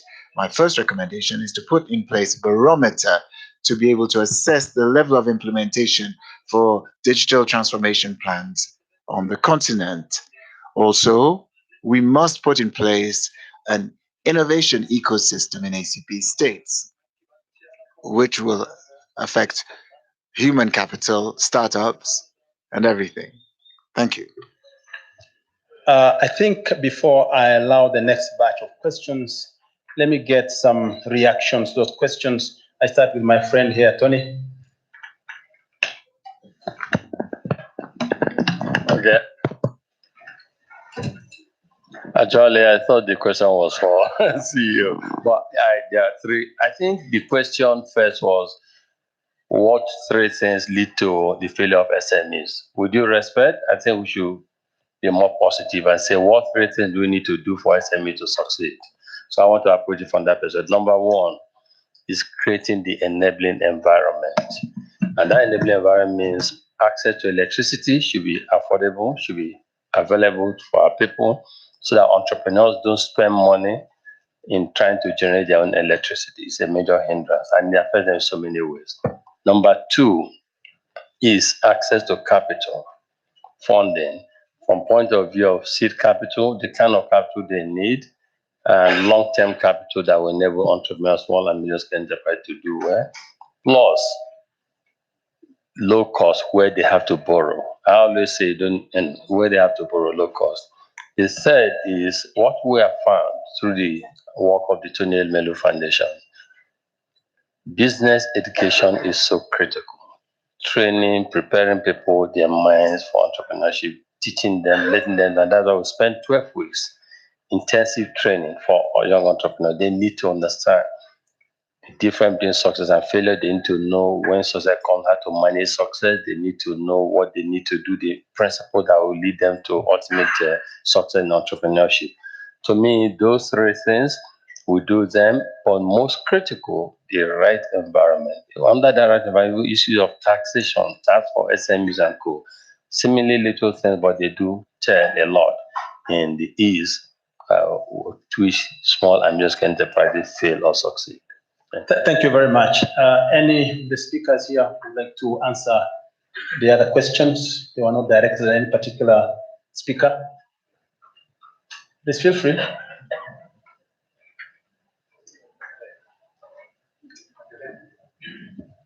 Perhaps let me talk about the one that was about innovation. I think it's extremely important. Nothing exists unless you measure it. So we need to have some form of index where we're measuring what is happening in each of our countries. I think the initiatives that Tony Elumelu are doing, I think the initiatives that IBM is doing in helping to train millions of people in technical skills and soft skills are very important. If we're going to really reap the dividend, in particular, now let me say about the diaspora, billions of dollars are coming into our countries. Most of it sort of diffuses out into infrastructure projects, which typically turn into somebody saying, I need more money because I've used it for something else besides building the apartment. I think if we could do things like create tech bonds, That means technology bonds where there's more centralized, and it's probably private sector to even do it themselves. You're not more talking about a centralized Bitcoin management bond, right? investing. Sorry? So you're not talking about a Bitcoin bond, right? I hope. No, I am not.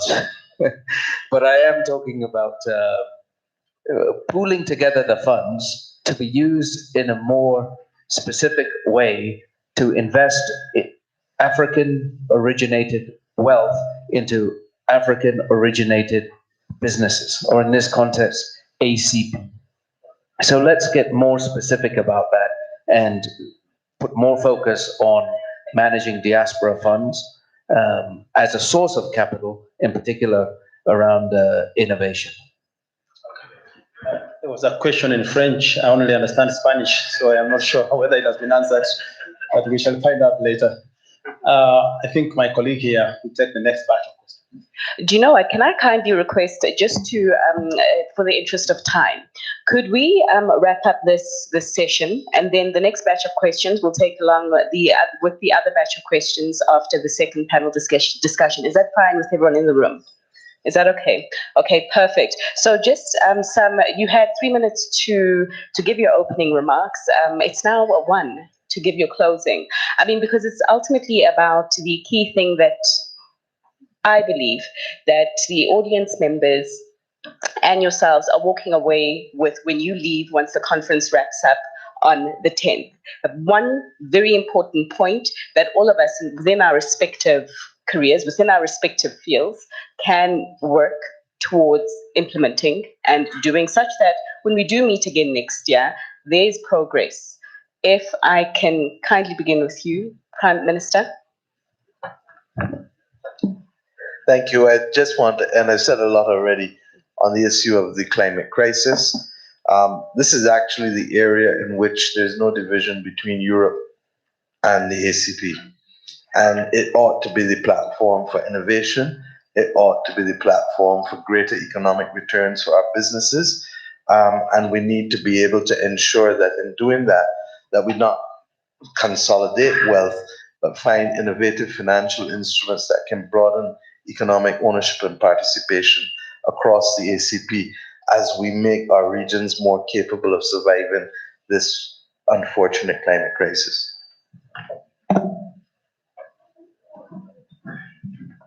Within a year, we will be in a position for us to have a comprehensive blue economy roadmap, Pacific, Caribbean, and the African continent. Thank you. Just to echo what Your Excellency, the Prime Minister of Jamaica said about the difficulty. Sorry, Barbados.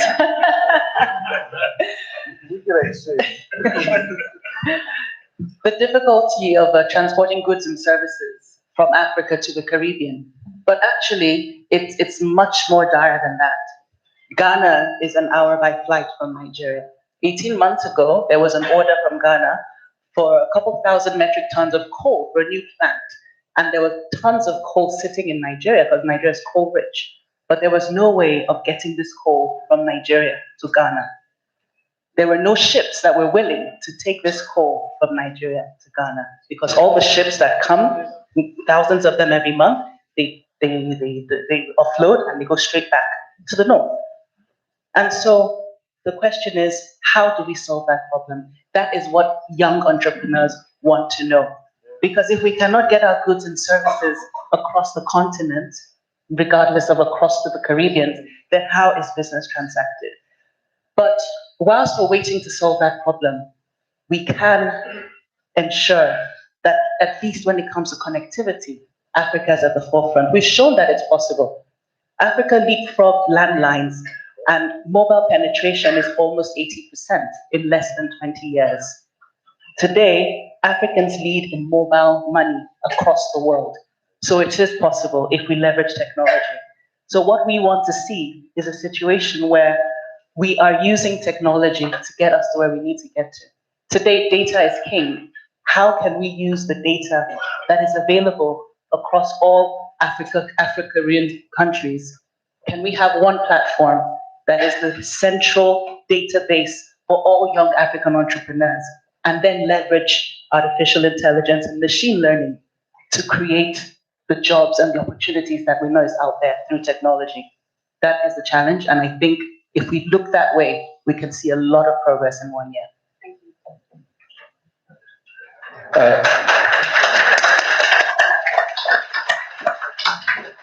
I would say, considering everything that's happening in the ACP world, if I was to leave with one message, is that we should celebrate success. And I like what Prime Minister Barbados said, which was success breeds success. There are so many good things happening in these three geographies, but unfortunately, good things are not newsworthy.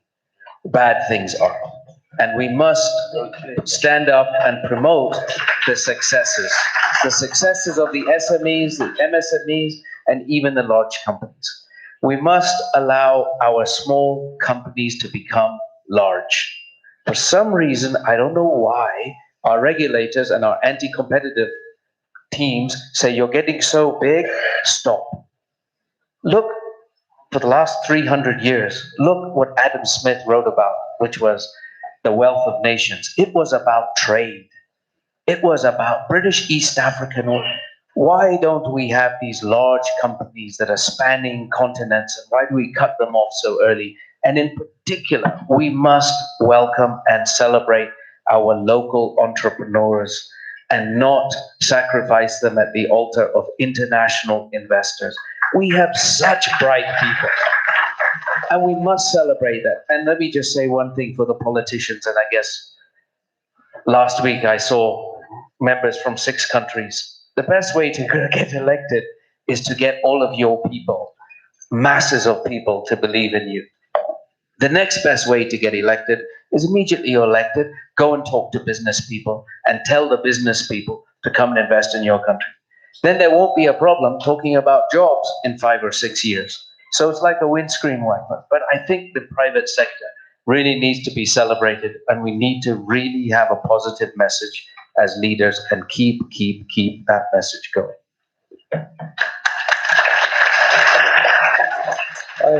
I would like to make one comment, and this is from the Pacific Island perspective. As we all know, the countries in Pacific are very small. They have a very small population base, hence a very small local market.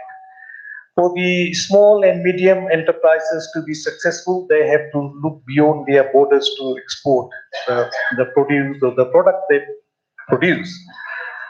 For that, they can only go to the nearby developed market, which is Australia and New Zealand.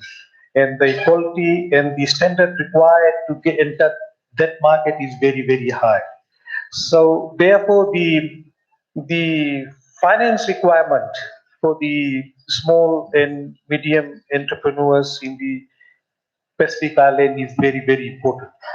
Here, the role of development banks have to be looked at. While commercial banks, I know in some countries they charge 15% interest on loans. The development banks are supposed to fill in the gap. But the problem is, in the Pacific, I have seen the development banks are working more like commercial banks. They are there to make a profit, not to support the small or medium businesses. Therefore, I strongly suggest or recommend that the European Union should help set up a Pacific Development Bank, which should be located in the Pacific region to support primarily the agricultural sector, the tourism sector, the blue economy, and the green economy. We have the African Development Bank, we have the Caribbean Development Bank, but we have no Pacific Development Bank. Thank you. I think I will continue the discussion after this meeting is finished with my neighbor. I would say 2 things. First, I will agree with you about being positive about what is going on. Every time I go to Africa, I am very impressed by how lively the ecosystem is, the enthusiasm of people. The fact that I agree, the question in French was in particular on digital. I agree that the digitalization is absolutely essential for future growth and future employment and inclusiveness also of the economy. But my final point would be on another thing. There is currently another big meeting in Madrid. Climate change is extremely important. We must all together do everything possible so that we can achieve the Paris Agreement. Some have stepped aside, but I think one of the key strengths of ACP countries and in Europe is that we are convinced that this is the way to bring people better together. Thank you. Thank you. And just a round of applause for the panelists for their contribution. And Nicholas, I take up your challenge of, changing that narrative and reporting better on the positive news. And I look forward to, in a years from now, reporting on the positivity of the various... Can I just say something about that? Let me just say one quick thing. Last week on the front page of the Kenyan newspapers, they said 77% of SMEs think positively about next year. They're going to hire more, they're going to invest more. Nobody talked about it. Right. The minute something bad happened, that's all they talked about. Kenya is ranked globally out of 190 countries, number 32 in terms of entrepreneurship. Number 32, number 1 in the world in protecting minority investor rights. So we've got all the ingredients in terms of the people, right? But when people are saying, oh, I don't know about the economy, I don't know, and I'm sure it's the same in all of your countries. We must figure out a way to change that narrative and get out of the way and let people invest and grow their businesses. And these were SMEs, right? Certainly, something I'll be taking home. So I'd like to kindly invite the panelists just to make their way back to the chair. We'll have a very quick changeover. Thank you so much.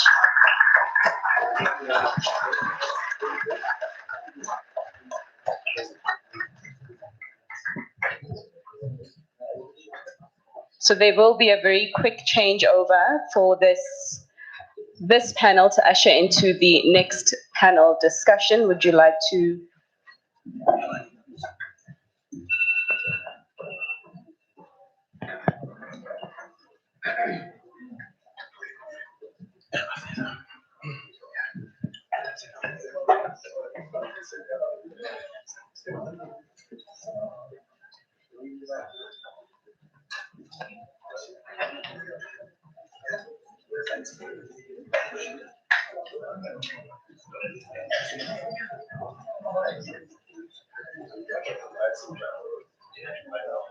Your Excellencies, ladies and gentlemen, we're now going to move to the next session. And please allow me to invite the stage the Honorable Prime Minister of Jamaica, Andrew Holness, to the stage. Please join me.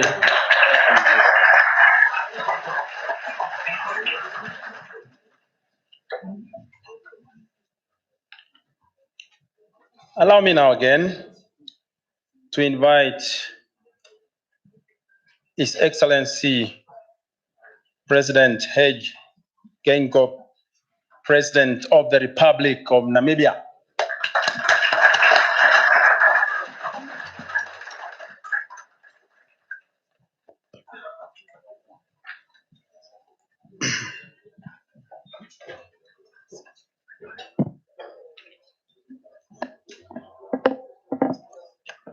Let me also invite Ms. Litia Kirin, Founding Director, Loving Ireland. You know where she is? This. Next is Ronald Rampton, head of Barron's Foods Limited.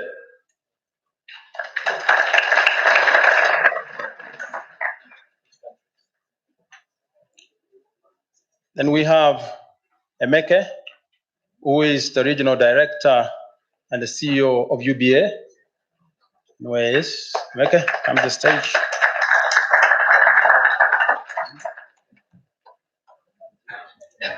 Next is Mr. Michel Ondele, the Vice President, Central African States Development Bank.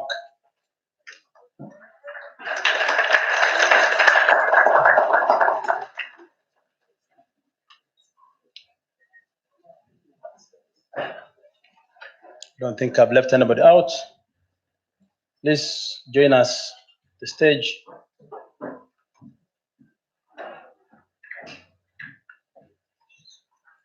Your Excellencies, honorable speakers,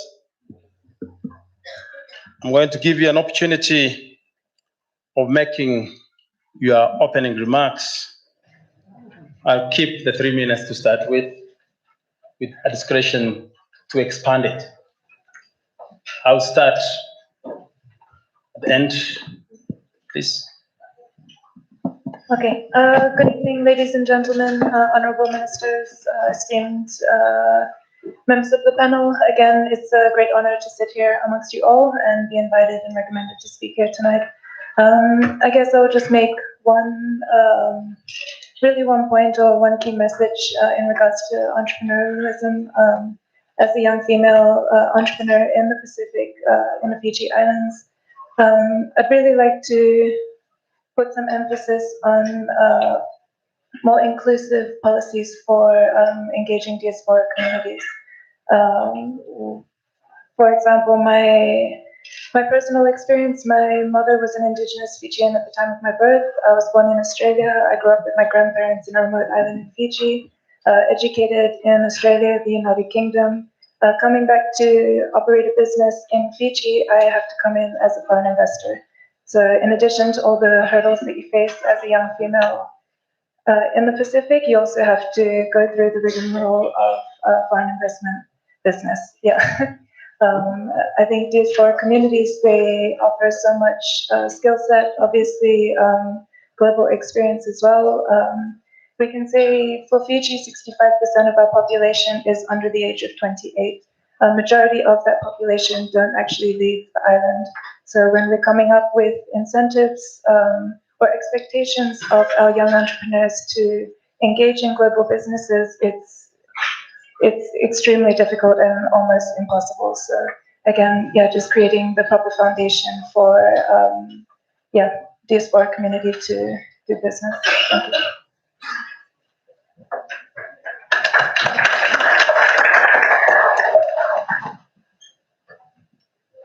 Good evening. The protocol having been established, I will go right into my 3 minutes.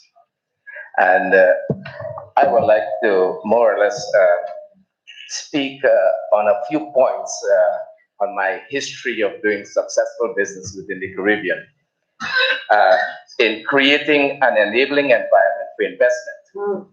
I wrote down 6 to 8 pointers, and the ones which are in place, I would say let's take advantage, and the ones which are not in place, I would say let's move the pace to get it established. In order to create an attractive environment for investment, countries will need to adhere to a number of key principles.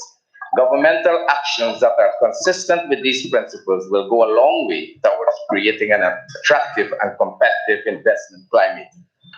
Do not impose a punitive or regressive tax regime.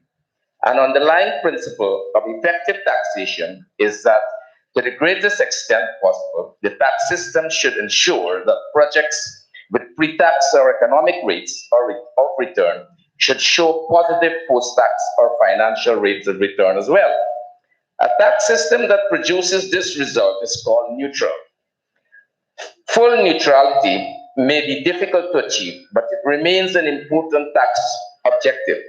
The concept of progressive taxation, in which there is a positive correlation between government take and underlying project profitability, is a widely accepted approach, but particularly in the petroleum sector. A regressive system of taxation in which the government's percentage share of the economic rent increases as profitability declines should be avoided. Do introduce an acceptable legal framework. An acceptable legal framework protects the interests of both the state and investors. Its main purpose are to provide the basic context for and rules governing operations in the energy subsectors in the host country, regulate energy operations as they carried out by both domestic and foreign enterprises, and define the principal administrative, economic, and fiscal guidelines for investment activity in the energy subsectors. Do provide supporting regulations administered by an independent and impartial regulator. Regulations are an essential component of successful energy legislation. They should provide the detail and procedure needed to implement the policy and meet the objectives of the energy legislation. Establishing policy is the responsibility of government and legislator. The role of the regulator is simply to administer the regulations arising from that policy. The regulator should therefore be independent of the policy-making process. Ronald, create an environment that Ronald, facilitates... Ronald, could I kindly just jump in there? I'm concerned at the number of pages that are there before you. We'll come back. It's just opening remarks at this stage. We'll certainly come back to you to delve further into how we do that in terms of an enabling environment. And we can do away with the papers. Let's speak from the heart. But just to kindly jump to the next speaker, just for now, it's just opening remarks, 3 minutes each, and then we'll delve further. Yes, sir. Thank you so much. Greetings to all our excellencies here present. We greet our host, President Uhuru Kenyatta, and the Prime Minister of Barbados, and all the business leaders, captains of industry who are here. It's a great honor and opportunity to be able to participate in a forum that provides a platform to talk about industrialization and talk about the role of the private sector in enhancing and facilitating industrialization. Emeka, can I stop you as well? Ladies and gentlemen, please could we kindly put our phones on silent? I didn't think I'd need to make that announcement, but I think that's like the second phone that has gone off. It really disturbs the proceedings. Do use your phones, please. That hashtag ACP Business Summit handle ACP or Business ACP rather, but please can we just keep it on silent? Please kindly continue. Thank you. It means my 3 minutes just started. No. In fact, you now have 1 minute. Okay. Thankfully, my chairman has spoken a lot about UBA, but what I will add is that we believe in the initiatives that led to the setup of the ACP. Why do I say that? UBA today is present in 20 African countries. You may not know it, but all these countries are ACP countries. Secondly, they're talking about industrialization here. Currently, as we speak, in sectors of manufacturing, oil and gas, agriculture, SMEs, we have over 70% of our loans dedicated to the sector today, as we speak, across the group. So for us, it's evidence of focus and commitment. What are the key issues that we believe will facilitate industrialization? Firstly, access to finance. Captains of industry, business leaders want to be able to borrow money or get advice of how to raise capital to do their businesses. I advise you to come to UBA. We can give you guidance, we can support you on how to do this across our countries. We have provided financing for infrastructure and non-tradable infrastructure projects, which means a lot has been talked about electricity, transport, water. We have financed those projects across the continent. To add also, access to markets. One thing we've realized, one very sure experience we've received in the last 15 years or so since we started our expansion into African countries is the fact that a lot of businesses come to us to ask us about how to do business in other African countries. So we find ourselves, rather than just being bankers providing banking solutions and services, but also as market facilitators. We see people coming to ask us those questions, and we're able to lead and guide them to countries in which they want to do business, in other African countries where they are not present, where they don't want to know about regulation, where they want to know about taxes. Now you must wind up now, eh? You must wind up now.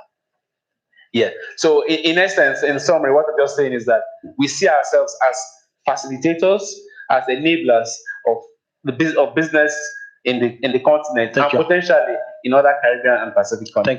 Thank you. The next speaker, because we must wind up this session in the next 15 minutes. So next speaker, please. 3 minutes if you can. 3 minutes. Je vous remercie de me donner la parole. J'aimerais vous dire que je vais parler en français. Thank you. I'll speak in French just to have a linguistic balance. I'd like to take this opportunity to thank, firstly, President Kenyatta and the Secretary General of the ACP Group for bringing in to this thought process the Central African Central Bank. I'm going to give you an overview of the various projects, and we are not alone, we know, in transforming the economy of the Central African region and diversifying our economies. There are development banks which work together in order to create a kind of virtual ecosystem with a lot of responsibility in order to forge a future together where we can say that African economies are being transformed. And that is why the strategy of the Development Bank of Central African States is focused on private sector development and support. This is because we know that it's a private sector which is a job creator, it's a private sector which leads to a consensus in the country. So based on that postulate, the bank changed the way it intervenes in various projects. It has a strategy plan, and 60% of its projects are focused on the private sector and less on the public sector. So this is what I wanted to say relating to the support we give in order to transform this development where we have people carrying projects for the benefit of Africa in the future. Thank you. Now, Your Excellency, President of Namibia, can you make your remarks now? Thank you very much. Thank you, my brother, for inviting me. There was a divorce being proposed at the UN, at the AU, that we divorce Africa from Pacific and Caribbean countries. Namibia fought very hard. So I'm very glad to be here, that we are together as ACP countries.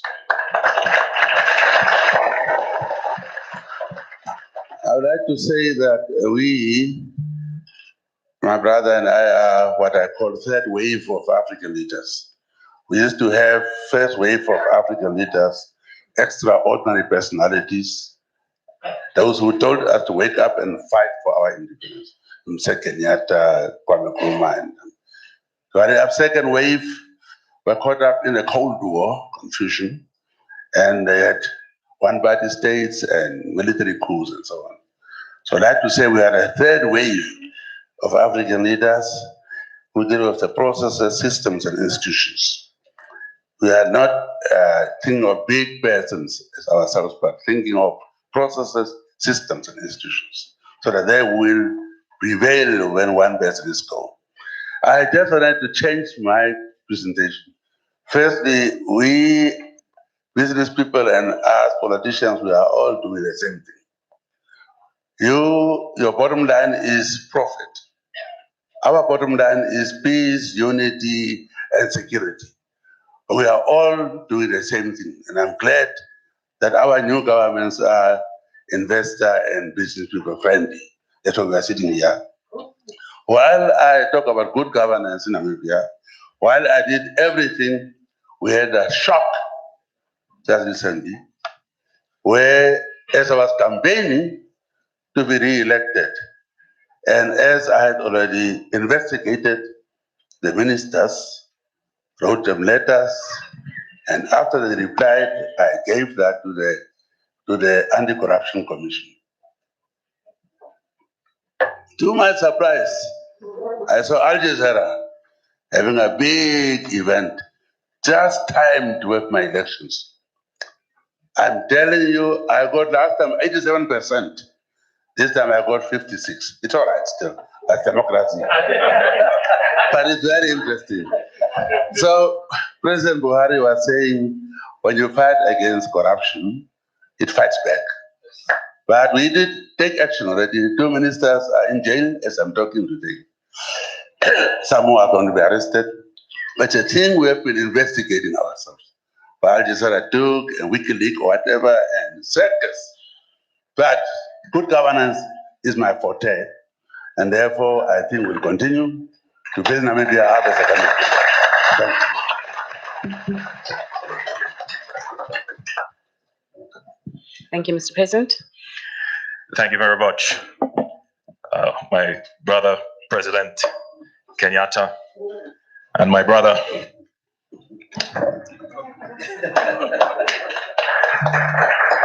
President Gainga.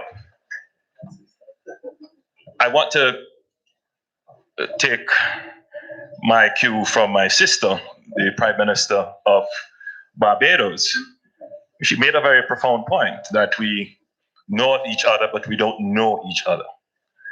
And I realized that when I took over the government of my country in 2016, I made it a point of duty to engage the African continent. And so far, I visited my brother, President Gainga, and we've made very good links and we have had exchanges. I've made it a point of duty to visit South Africa. I've been to Morocco, and now I'm here in Kenya, having had the great privilege of hosting President Kenyatta in Jamaica, where he would have also had the opportunity to see Jamaica firsthand. You see, the important thing about developing the business relationship is also to have a people-to-people understanding. And for far too long, we have spoken in glowing terms about our relationship, but we haven't really utilized the value of that relationship to layer on top of that the business opportunities. So for me, a practical way of creating business is to utilize the people-to-people relationship. Now, for the Caribbean region and Jamaica in particular, we already have those strong fraternal ties expressed in music and culture. Reggae music is big in Kenya. I'm surprised to see that it is such a powerful cultural force. And sports, we have great opportunities in sports, and we share so much in sports. Now let's start to exchange business cards. And as I reach into my pocket, I am holding out the business card of Tony Emuelu. So I know some business is going to be happening between Jamaica. But that's the start of it. And there are so many great opportunities. Never let size be an obstacle for business. Jamaica is a small country, 2.7 million people, but you'd never know. The point is that on the world stage, we have an amplified voice and we speak loudly, but we're also very agile in business. Congratulations, President Kenyatta. You passed us in the race of being efficient and competitive. You're now at 50 and we are at 71. Well, don't worry, we're gonna pass you. We're gonna pass you. And by the way, we're number 6 in the world in starting a new business.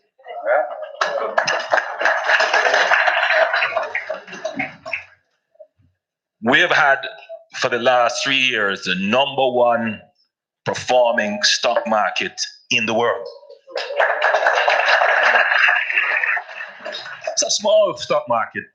You may miss it if you're searching for the international markets, but it shows you the level and speed and intensity of business in Jamaica. So there's a great opportunity for investors here in Kenya and in the wider African continent to look to Jamaica for investment opportunities. And we welcome you. Jamaica and the rest of the Caribbean, Barbados, we have very stable democracies with very stable economic policies, particular fiscal policies. So this is a good environment for investors to consider to place resources. But more than that, we are now at a phase in our development where we are emphasizing infrastructure and energy, two critical planks of any country's development. In Jamaica, for example, we have been investing heavily in infrastructure. And it's always a puzzle to me because China has taken a specific interest. The European countries have taken a specific interest, but we have not yet had an African country taking a specific interest in very profitable infrastructure investments in Jamaica. And I'm using this opportunity to invite African investors to come and participate in the development of the country. Very profound point was made by Tony about the need to have efficient energy. Jamaica faces the same problem where companies are seeking to migrate from the grid. That is an unnecessary cost, makes businesses less efficient than they could be otherwise with an efficient grid. But Jamaica has a balancing act. We have to fulfill our obligations to the climate. So as we seek to become energy efficient, we are also seeking to reduce our carbon footprint. So we have diversified in the last 5 or so years our energy mix, moving from heavy fuel oils into LNG, still not the cleanest, but still less carbon emitting. But we are now very close to having 30% of our electricity generation coming from renewables. Right now, we're at about 17 to 18%, but we're positioning our grid such that we can incorporate more renewables without increasing the cost. The technology is improving. What we need to move apace with the technology is the willingness for firms to make those investments in the new technology. So I endorse what you have said, Tony, and I encourage it here for African leaders as well. Ensure that you have efficient electricity power generation, but also make sure that it is environmentally friendly. The other point I'd want to emphasize, because everything has been said already, and I know we have a time constraint. I mean, it's been said in one way, government should get out of the way. Regulators should say what you want and then step aside. It is absolutely important that governments recognize that the private sector is not the enemy.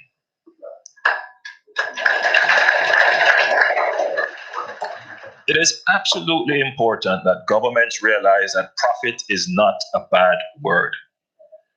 Absolutely important. And Hage mentioned the point that Africa has gone through phases, so too has the Caribbean. And the phase that we're now in is to try to determine what is the right role for government. Because lurking in the background of this newly discovered spirit of enthusiasm about industry and commerce and growth is still a large percentage of our population lives in absolute poverty.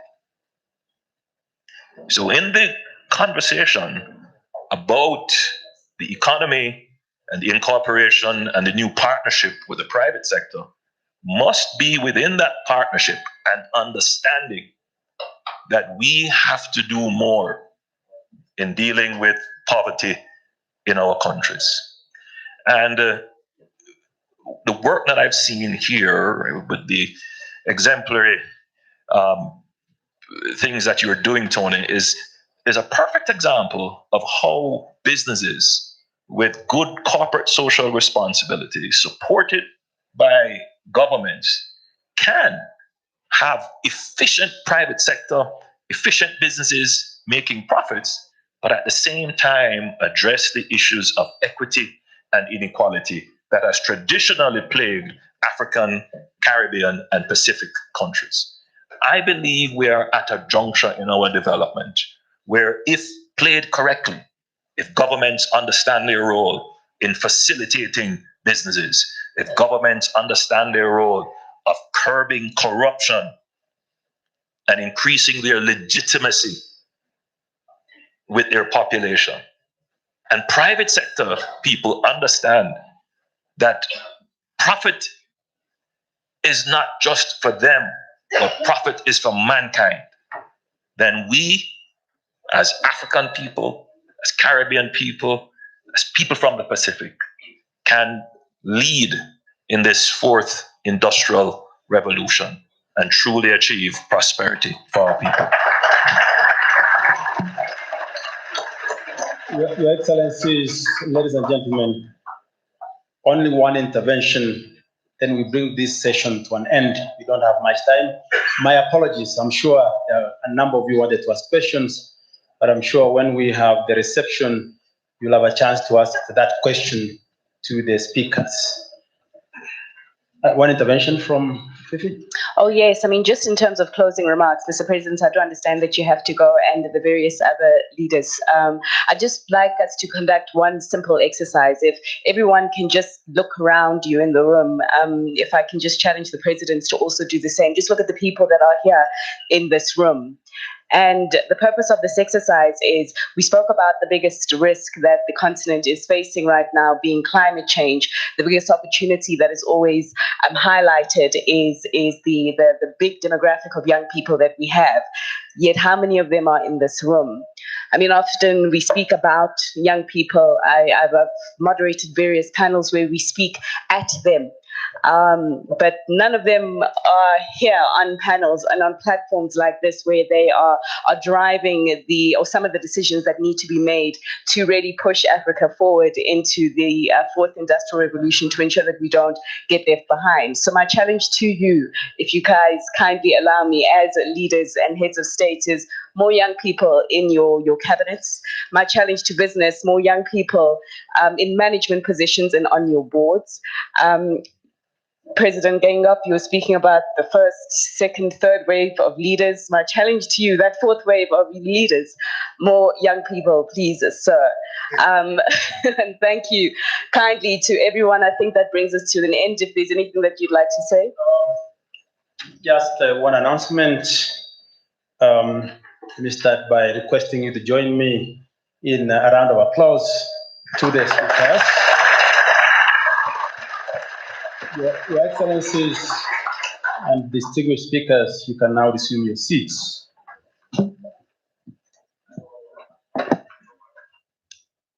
That officially brings us to the end of these two sessions. There's going to be a short reception of drinks at the foyer immediately after this. I think we remain seated as we allow their Excellencies to exit the room. The rest of us remain seated. Thank you so much. We appreciate the Excellencies for having time to be in the panel. Let's appreciate them as they take their leave. Thank you so much, the Excellencies, Head of States and Government. Thank you so much, our panelists. Thank you so much, our moderator, Fifi Peter and Mohamed Nyaoga, for well-presented panel. We thank you so much. As you've been requested, kindly we remain seated. Let's remain seated. For those who are standing, kindly take your seat as we allow their Excellencies to take their leave. Kindly.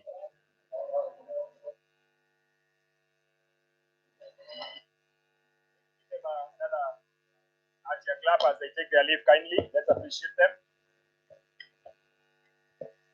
Check one, sir. Check one, sir. Yeah.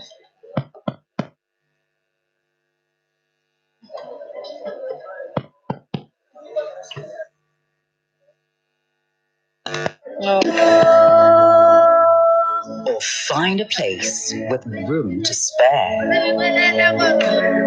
You can catch a wild trout or let the wind catch you. You can see all the stars of the show. Or sleep under the stars on a bed. You can drink tea on a tea plantation. Or tee off at a luxury club. You can soak up Swahili style. Or discover a style of your own.